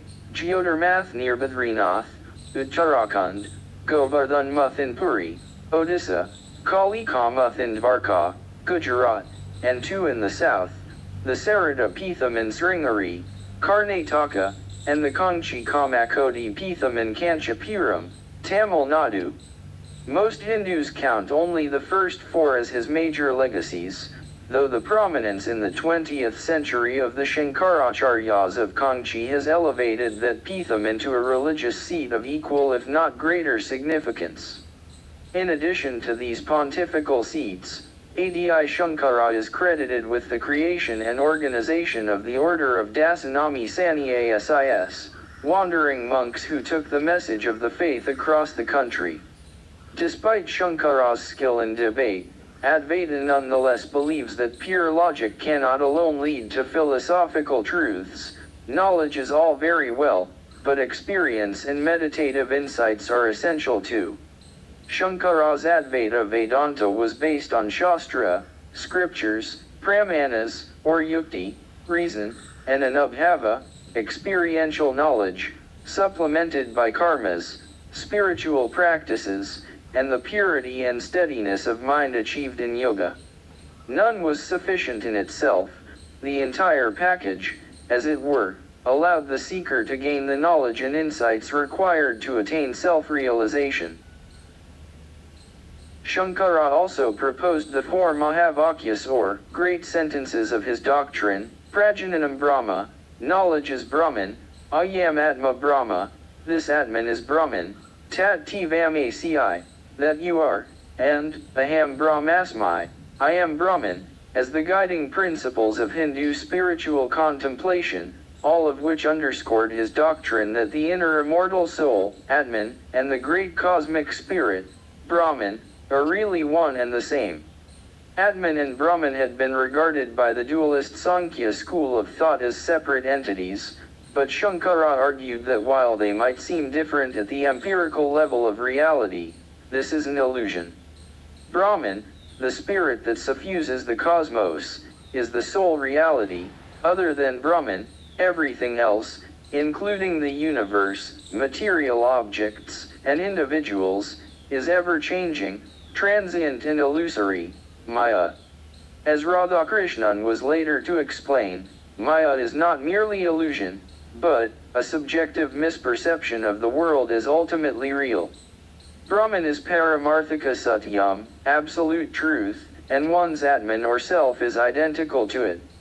Realizing this and accepting the true self, pure consciousness, as the only reality, Sat, leads to moksha or salvation, defined by some as a state of bliss, Ananda, and by others, more modestly, as the endless but not beginningless absence of pain, the pain all human beings suffer in the course of their ordinary lives. The supreme truth of Brahman is Satchit Ananda, truth consciousness bliss, as Shankara wrote in his Upadeshe Sahasri, I am other than name, form, and action. My nature is ever free. I am self, the supreme unconditioned Brahman. I am pure awareness, always non-dual. Adi Shankara, Upadeshe Sahasri 11.71. As I have noted earlier, the Manjaka Upanishad explains that Om is the bow, one's Atman is the arrow, and Brahman the target. The term Advaita, not two, refers to the rejection of dualism, as Shankara's follower, the sage Anandagiri, put it. To say that Brahman and Atman are separate would be like dividing a fowl in two and saying that one half can be cooked while the other half would lay eggs. Shankara's Hinduism does not see God as external to the universe. God dwells in the universe, but God is not the universe, He is in it and beyond it. The world is in God, and the two are indivisible. Advaita Vedanta emphasizes Jivan Mukti, the idea that moksha, salvation or liberation, the realization of the ultimate purpose of each individual, is achievable in the course of our present life. Advaita's adherents seek their spiritual fulfillment in the acquisition of this profound spiritual knowledge and in immersing themselves in the indissoluble union of the true self, Atman or soul, with the highest metaphysical reality, Brahman. Shankara also asserted that the realization of self-knowledge required the mind to be purified by an ethical life that observed essential precepts or yamas such as ahimsa, non-injury, non-violence to others in body, mind, and thoughts, satya, respect for truth, abstinence from falsehood, asteya, rejection of theft, aparigraha, abstaining from craving possessions, and a simple life of meditation and reflection. These ideas were to have a profound and lasting impact on Mahatma Gandhi 12 centuries later. Of ahimsa, Gandhi wrote, "Non-violence is common to all religions, but it has found the highest expression and application in Hinduism."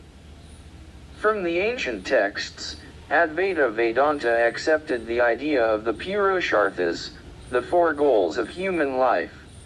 These, as we have seen earlier, are dharma, the right conduct of the individual in accordance with his duties and obligations, artha, the material possessions required to sustain the individual and those dependent upon him, kama, the pursuit of pleasure and comfort, including love and sexual pleasure, and moksha, the individual's ultimate salvation, his liberation from earthly bonds and his realization of union with the Divine Spirit.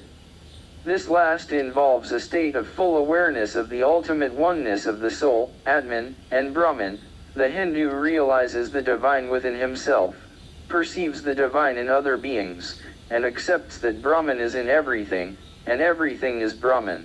Without beginning and end is he, in the midst of chaos is he, and brings forth all things.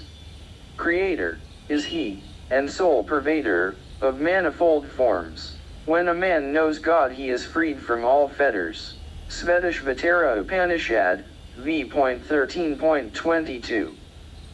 Despite such ideas being seen by many as Brahminical and elitist, Advaita Vedanta, by conceiving of oneness in this manner, lays the philosophical groundwork for the fundamental equality of all human beings. In the same section of his Upadeshe Sahasri, Adi Shankara posits precisely this ethical premise of equality. Any Veda, discrimination, based on class or caste or parentages, Shankara declared, a mistake, a sign of error and of lack of knowledge. Shankara's liberated individual understands and practices the ethics of non-discrimination, since the high-born and the low are all part of the same oneness. This was all the more significant in a religion on which the pernicious practice of caste discrimination had begun to cast a blight. The Advaita Vedantist recognized all living beings as essentially one, and therefore as essentially equal. The fully realized self is Satchit Ananda incarnate, as Shankara himself sings. Atma Shatakam, the song of the self. I am not the mind, nor the intellect, nor the ego, nor the material of the mind. I am not the body, nor the changes of the body. I am not the senses of hearing, taste, smell, or sight, nor am I the ether, the earth, the fire, the air. I am existence absolute, knowledge absolute, bliss absolute. I am Shiva, I am Shiva. Shivoham, Shivoham. I am not the prana, nor the 5 vital airs. I am not the materials of the body, nor the 5 sheaths. Neither am I the organs of action, nor the object of the senses. I am existence absolute, knowledge absolute, bliss absolute. I am Shiva, I am Shiva. Shivoham, Shivoham. I have neither aversion nor attachment, neither greed, nor delusion, neither egotism nor envy, neither dharma, nor moksha. I am neither desire nor objects of desire. I am existence absolute, knowledge absolute, bliss absolute. I am Shiva, I am Shiva. Shivoham, Shivoham. I am neither sin nor virtue, neither pleasure, nor pain, nor temple nor worship, nor pilgrimage, nor scriptures, neither the act of enjoying, the enjoyable nor the enjoyer. I am existence absolute, knowledge absolute, bliss absolute. I am Shiva, I am Shiva. Shivoham, Shivoham. I have neither death nor fear of death, nor caste, nor was I ever born, nor had I parents, friends, and relations. I have neither guru, nor disciple. I am existence absolute, knowledge absolute, bliss. Absolute I am Shiva, I am Shiva. Shivoham, Shivoham. I am untouched by the senses. I am neither mukti nor knowable. I am without form, without limit, beyond space, beyond time. I am in everything. I am the basis of the universe. Everywhere am I. I am existence absolute, knowledge absolute, bliss. Absolute I am Shiva, I am Shiva. Shivoham, Shivoham. Adi Shankara, Nirvana Shatakam 3. All of this may seem somewhat abstruse to some, a sort of Hindu theological primer of no interest to most Hindus, let alone others. In fact, there is far greater complexity to Advaita Vedanta than my simple summary can even begin to hint at. The Kena Upanishad makes that clear. I do not think that I know it well. Nor do I know that I do not know it. Among us those who know it, even they do not know that they do not know. Kena Upanishad, 2.24.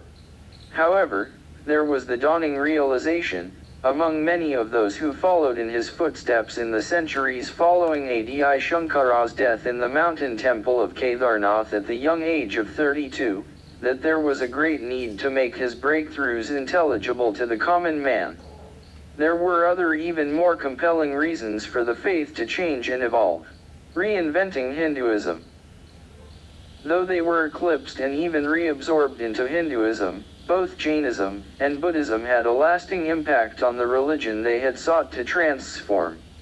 Buddhist monasticism led to the establishment of the concept of sannyasis, monks or ascetics, in Hinduism who, inspired by the Buddhists, wear ochre robes, shave their heads and practice celibacy for life. There was no pre-Buddhist equivalent of this.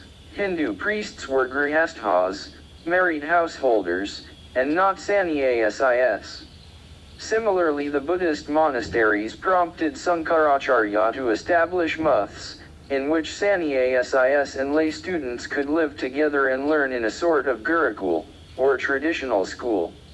As to Jainism, the acceptance of ahimsa as a basic principle in Hinduism was clearly a response to Mahavira Jaina's emphasis on this doctrine. The adoption of vegetarianism as a superior form of life by a large number of Hindus, especially Brahmins, is also a Jain contribution to Hinduism. Hinduism reasserted itself in response to the rise of Buddhism and Jainism, largely supplanting or absorbing these faiths across the country, to the extent that the practice of Buddhism largely ended, so much so that until the 1950s, the Buddha in Sarnath sported a Vaishnava namam, or holy mark on his forehead, and the Jains began to be regarded by a section of Hindus as a sort of Hindu sect, though many Jains disputed this, rather than as a rival faith. By the 10th century, Hinduism had reasserted its dominance, swallowed up its reformers, reformulated its popular doctrines, equipped itself with a higher philosophy which found acceptance among the intellectuals, accommodated popular forms of idol worship, created major spiritual centers and furnished itself with sannyasis to spread the word. Its supremacy in India seemed incontestable. But around 1000 CE a new challenge arose from the northwest to the dominance of Hinduism in the subcontinent. The raids into India by Muhammad bin Qasim, who invaded Sindh in 712 CE, Mahmud of Ghazni, who attacked India 17 times between 1000 CE and 1027 CE, and Muhammad Ghori, who launched several bloody raids between the 1180s and the 1220s, among others, took many lives, destroyed much property and left deep scars. Hinduism found itself confronting a dynamic force animated by religious zeal in direct contradistinction to everything the faith stood for. Islam challenged the philosophic basis of Hinduism, questioned its social structure, denied its pantheistic beliefs, expressed contempt for its pluralist doctrines and coveted its treasures. It was a challenge of a very different order from that posed by Buddhism or Jainism. The impact of the Muslim invasions, and the proclivity of some Muslim warlords to attack temples for their treasures and demolish them in the process, as well as the inclination of some of the conquered peoples to adopt the religion of their conquerors, made the need for a renewal and revival of the Hindu faith all the more urgent after the 11th century CE, when Ghaznī's success had rung the alarm bells. The looting of temples and their subsequent destruction, which occurred repeatedly, ranging from historic Somnath on the Gujarat coast to Mathura in the interior, was a direct assault on the Hindus and their faith, and an undeniable challenge to which Hinduism had to rise or succumb. For invaders like Mahmud of Ghazni, the attacks had twin motives. The fabled wealth of India was mostly hoarded in its temples, which made them attractive targets, but there was also the zeal of the Muslim warrior to smash the seats of idolatry. The Hindus were left with a stark choice: revive or disappear. Renewal was the Hindu response. This renewal occurred through a number of processes: the simplification and propagation of Brahminical doctrines, the adoption of some practices and beliefs from Buddhism and Jainism, the accommodation of popular folklore, local deities and regional forms of worship into the master faith, the greater emphasis on the worship of gods in easily accessible human form, the use of music, dance, and theater to propagate religious stories, the universal practice of daily worship at home, so that the temple was not the only locus of sustenance for the faith, and eventually, as I described below, the rise of bhakti worship, in which an almost mystical devotion to a personal god became a hallmark of Hindu religiosity. In addition, there was Hinduism's very lack of a central organizational structure. The knowledge of the Vedas was preserved and perpetuated by being passed on from generation to generation within Brahmin families, or by individual sages or gurus to their disciples. Such a diffused pattern of dissemination was much more difficult to eliminate, or to subsume into a new faith. Another vital factor was the early truce between the spiritual and temporal powers in society. In response to the rise of Buddhism and Jainism, Brahmins, the priestly caste, and Kshatriyas, the warrior and ruling class, came to a mutual understanding that their interests would be best served in alliance, rather than in undermining each other. All of these ensured that not only did India not turn into a fully Muslim country, as so many other Asian countries from the Maldives to Malaya and Indonesia were to do, but that Hinduism survived and thrived even in conditions of political dominance by rulers of another faith. Indeed, the resilience of Hinduism throughout history is little short of remarkable. It has survived innumerable invasions, raids, attacks and outright conquest, each time, where lesser faiths in other places crumbled before the invader and most of the people adopted the conqueror's faith, Hinduism stood strong and bounced back.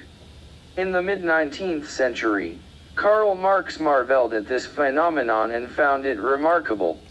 Hinduism remained a non-aggressive faith, but it was extraordinarily strong in its own defense. Hinduism took the blows and battled on, and every time the invader withdrew, Hinduism arose again, sometimes bloodied but always unbowed. Ramanuj and the Bhakti movement.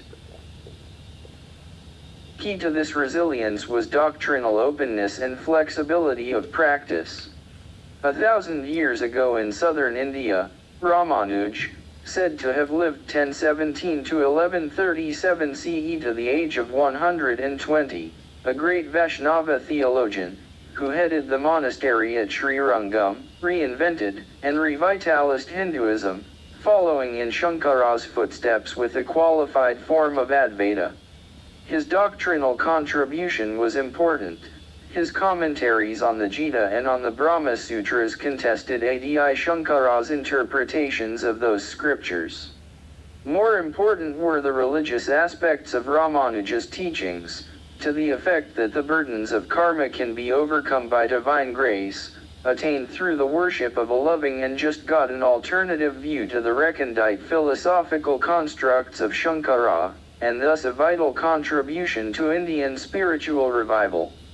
Through this approach, Ramanuj popularized worship and brought organizational energy into the faith, conducting daily pujas and annual temple festivals, allowing image worship, and more inclusive temple-based rituals at the Sri Rangam Muth he headed and in other nearby temples.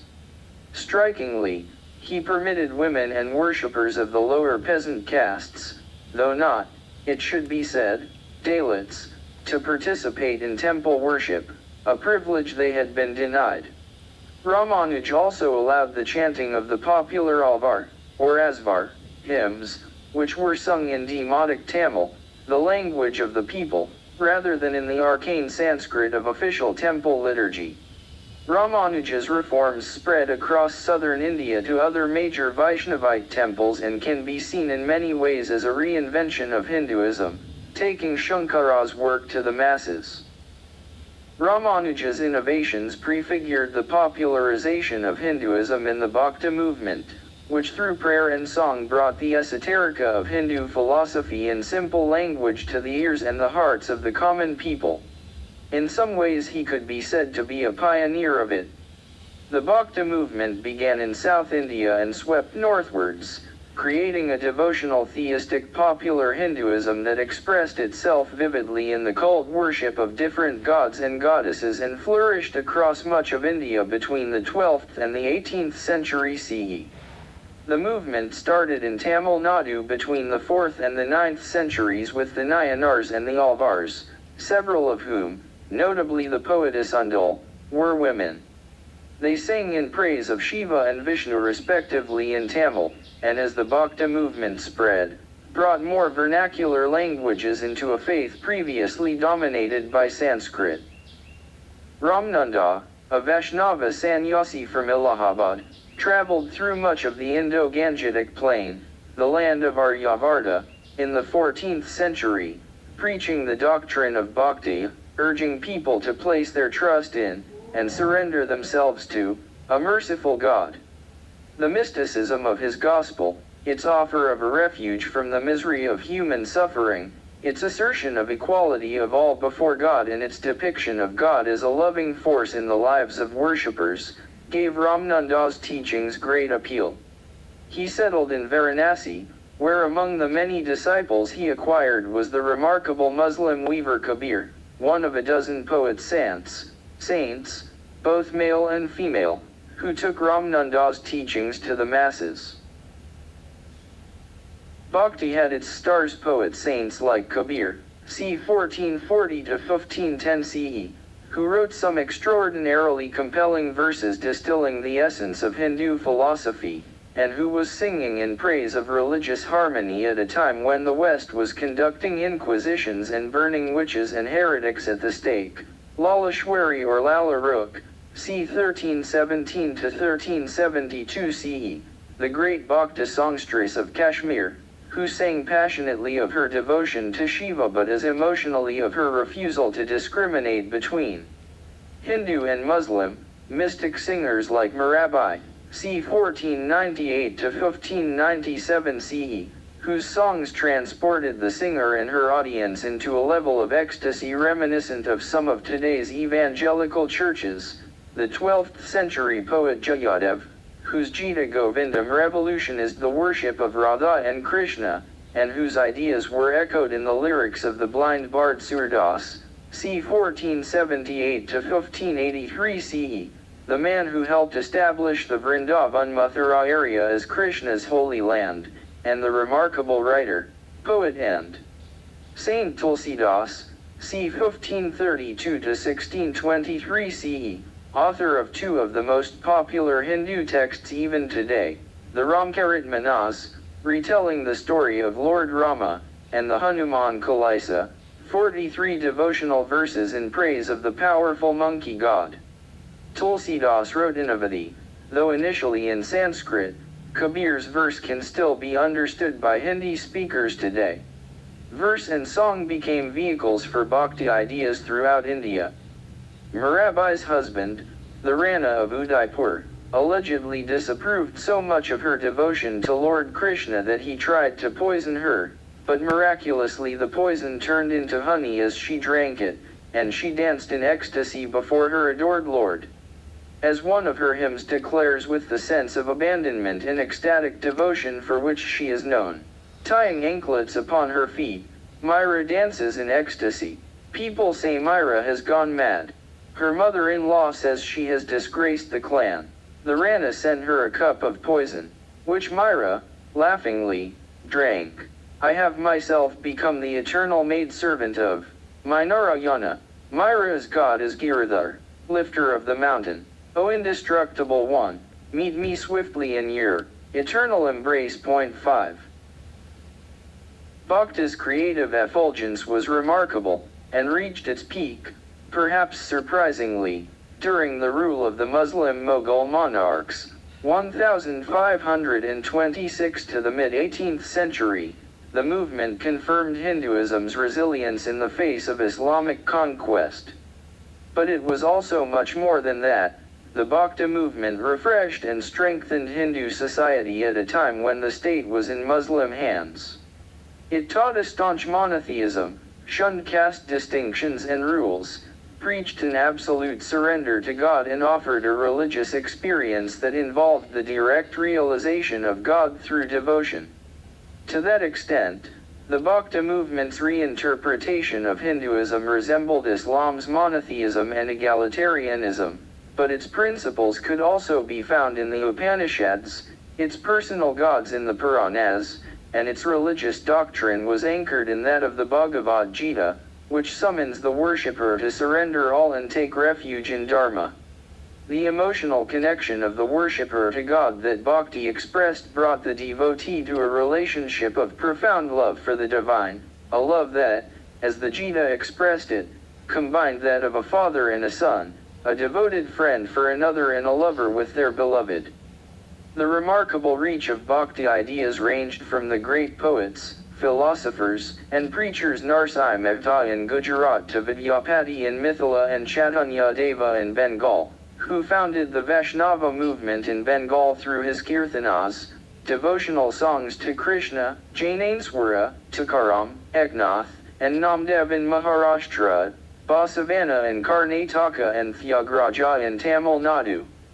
The Krishna devotee Shankaradeva, after traveling extensively across India, returned to his native Assam and led a major revival of Hinduism in the northeast of the subcontinent. In Kashmir in the late 10th century, Acharya Abhinavagupta propounded the doctrines of Kashmiri Shaivism, which have profoundly influenced the practice of the faith in that state. Some of the great acharyas from the south, like Ramanuj, in effect established their own sects, restoring strength to the religion while transforming its practice in their areas. Basavana, also known as Baisava or Basaveshwara, c. 1131 to 1167 CE, with his staunch rejection of the caste system, his emphasis on vegetarianism and his abjuring of temple worship, created a sect, the Lingayats, or Virashaivas, who are hugely influential in modern Karnataka. His challenge to caste was uncompromising. Loaded with the burden of the Vedas, he said dismissively, "The Brahmin is a veritable donkey." 6. Though born a Brahmin himself, Baisava shed his sacred thread at the age of 18 and dismissed ideas of caste hierarchy. The higher type of man is the man who knows himself. After all, as he pointed out, on the same earth stands the outcast's hovel and the deity's temple. Whether for ritual or rinsing, is not the water the same? 7 members of all castes were the same. The Brahmin and the outcast were born the same way. Or, is there anybody in the world, he asked, delivered through the ear? 8. Baisava established a hall of experience, Anubhava Mantapa, where men and women from all castes could meet freely and discuss radical ideas. He shook off the established strictures against interdining and intermarriage with untouchables, provoking the social and political repression that extinguished his career, but his ideas, compiled in the form of vachanas, survived and have gained in strength to the present day. While the Jain influence is apparent in his establishment of monastery-like muths, Vaisava's religious belief was in Vishishta Advaita, in which Shiva is equated with Brahman and the worship of Shiva leads to the Absolute. Another reformer, Madhvacharya, c. 1199–1294 CE, revived ideas of dualism and worship of the Saguna Brahman in the form of Lord Krishna. His commentaries on the sacred texts, together with those of Sayana on the Vedas, are amongst the most significant contributions to Hindu philosophy after Adi Shankaras.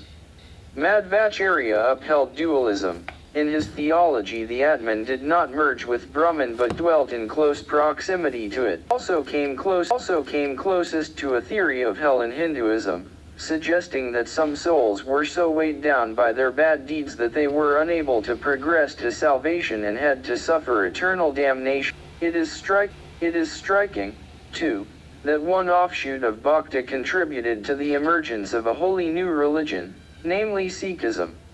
Its founder, Guru Nanak, 1469–1539 CE, was also a poet and singer in the Bhakti tradition. The holy book of the Sikhs, the Guru Granth Sahib, includes large numbers of verses by Bhakti poets, most of all by Kabir. In its monotheism, and its emphasis on brotherhood and social equality, Sikhism derived much from Islam too, but its persecution by the later Mughals, notably Aurangzeb, turned Sikhism into a warrior faith, fighting to protect itself and the larger Hindu community. For many years in Sikhism's heartland, Punjab, Hindu families brought up one son as a Sikh, to fight for the faith. Had Hinduism not acquired the demonic appeal to the masses that Bhakti provided it, many more might have converted to the religion of the rulers. But by offering an individual-centered path to the divine, and by making spirituality accessible irrespective of one's caste, gender, or circumstances of birth, Bhakti revived and rejuvenated the ancient Vedic traditions. Bhakti took Hinduism far away from the formalism of Vedic rituals, the austerity of asceticism, the abstractions of sages. It transformed the quest for moksha to a loving relationship between each individual and his or her personally chosen manifestation of God. Salvation became accessible to the lowest castes, to women, and even to those formerly outside the Hindu fold, untouchable Dalits and Muslims. Bhakti brought vigor to the practice of faith by its conduct of shared religious services, collective bhajan singing, community chanting of the names of the deity being adored, open, indeed sometimes extravagant, emotionalism in expressing love for the divine, and the holding of festivals and pilgrimages. Much of what we regard as popular Hinduism today can trace its roots to the Bhakti movement. Even something as basic as temple architecture served to reinforce faith in religion.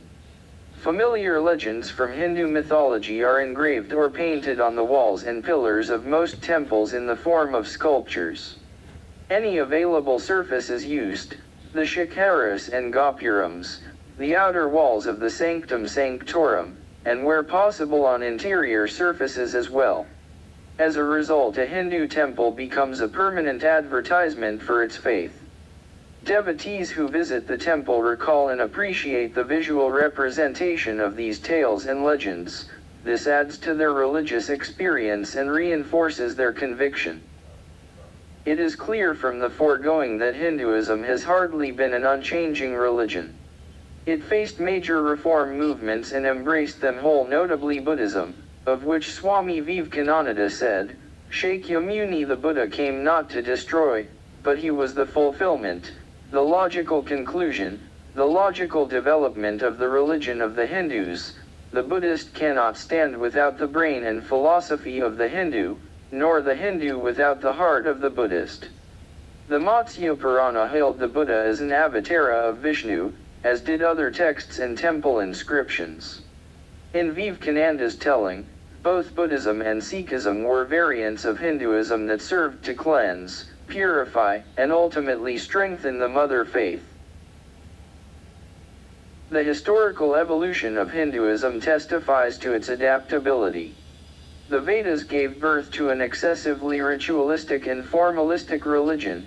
The Upanishads then lightened the practice of Hinduism through a spiritual movement based on philosophical inquiry. When the Upanishad religion itself became mired in disputes over dogma, Buddhism preached a message of simplicity and morality that contrasted with a Hinduism mired in ritual and abstruse disputation. And then Adi Shankara traveled the length and breadth of the country, leading a moral and religious reawakening. Shankara and Ramanuj restored Hinduism to preeminence and popularity as the principal religion of India. Sages like Madhvacharya, Chaitanya, Ramananda, and Basava, whose followers, the Lingayats, now want to be classified as a separate religion altogether, like the Sikhs, Kabir, Mirabai, Tulsidas, even Guru Nanak, who founded Sikhism, but whom many Hindus, notably Swami Vivekananda himself, see as a Hindu reformer. The names of those who rose to reform, revive, and rejuvenate the beliefs of the people in this ancient land are legion. As early as the Gupta period, when Hindu religious revival first occurred in response to the rise of Buddhism, Hinduism came up with creative evidence of its adaptability through its emphasis on the doctrine of avatars. The doctrine is clearly stated in the Bhagavad Gita: when religion declines and evildoers are to be destroyed, I shall be born at different periods, says Krishna. Some avatars were worshipped as such even in the time of Panini, but it is with Krishna that we first have the idea of an avatara of God and not merely a deified human being, a doctrine that was handily adapted to the Buddha himself. Hinduism has never been uniform or unchanging, immovable, or unalterable. It is a religion that has abjured the immutable revelation for the growth of human consciousness. As we have seen, Islam was initially a threat, and the attacks of Muslim invaders on temples and Hindu treasures, as well as the rape and abduction of Hindu women, in a number of episodes in the 5 centuries from 1000 CE onwards, led to a defensive closing of the ranks and the adoption of protective practices that entrenched restrictions and prohibitions previously unknown in Hindu society. The protection of life, religion, and chastity introduced rigidities into Hindu practice, restrictions on entry into temples, to safeguard their treasures from prying eyes, child marriages, to win protection for girls before they were old enough to be abducted by lustful invaders, and even the practice of sati, the burning of a widow on her husband's funeral pyre, were all portrayed as measures of self-defense during this turbulent period of Indian history that devolved into pernicious social practices wrongly seen as intrinsic to Hinduism rather than as a reactions to assaults upon it. But once Muslims went beyond invading and stayed on to rule, won adherents and made their peace with the country, Islamic precepts also played a part in the reshaping of Hinduism. 9. The Bhakti cults and the rise of Sikhism, both strongly influenced by Islamic ideas of equality and brotherhood, testify to that.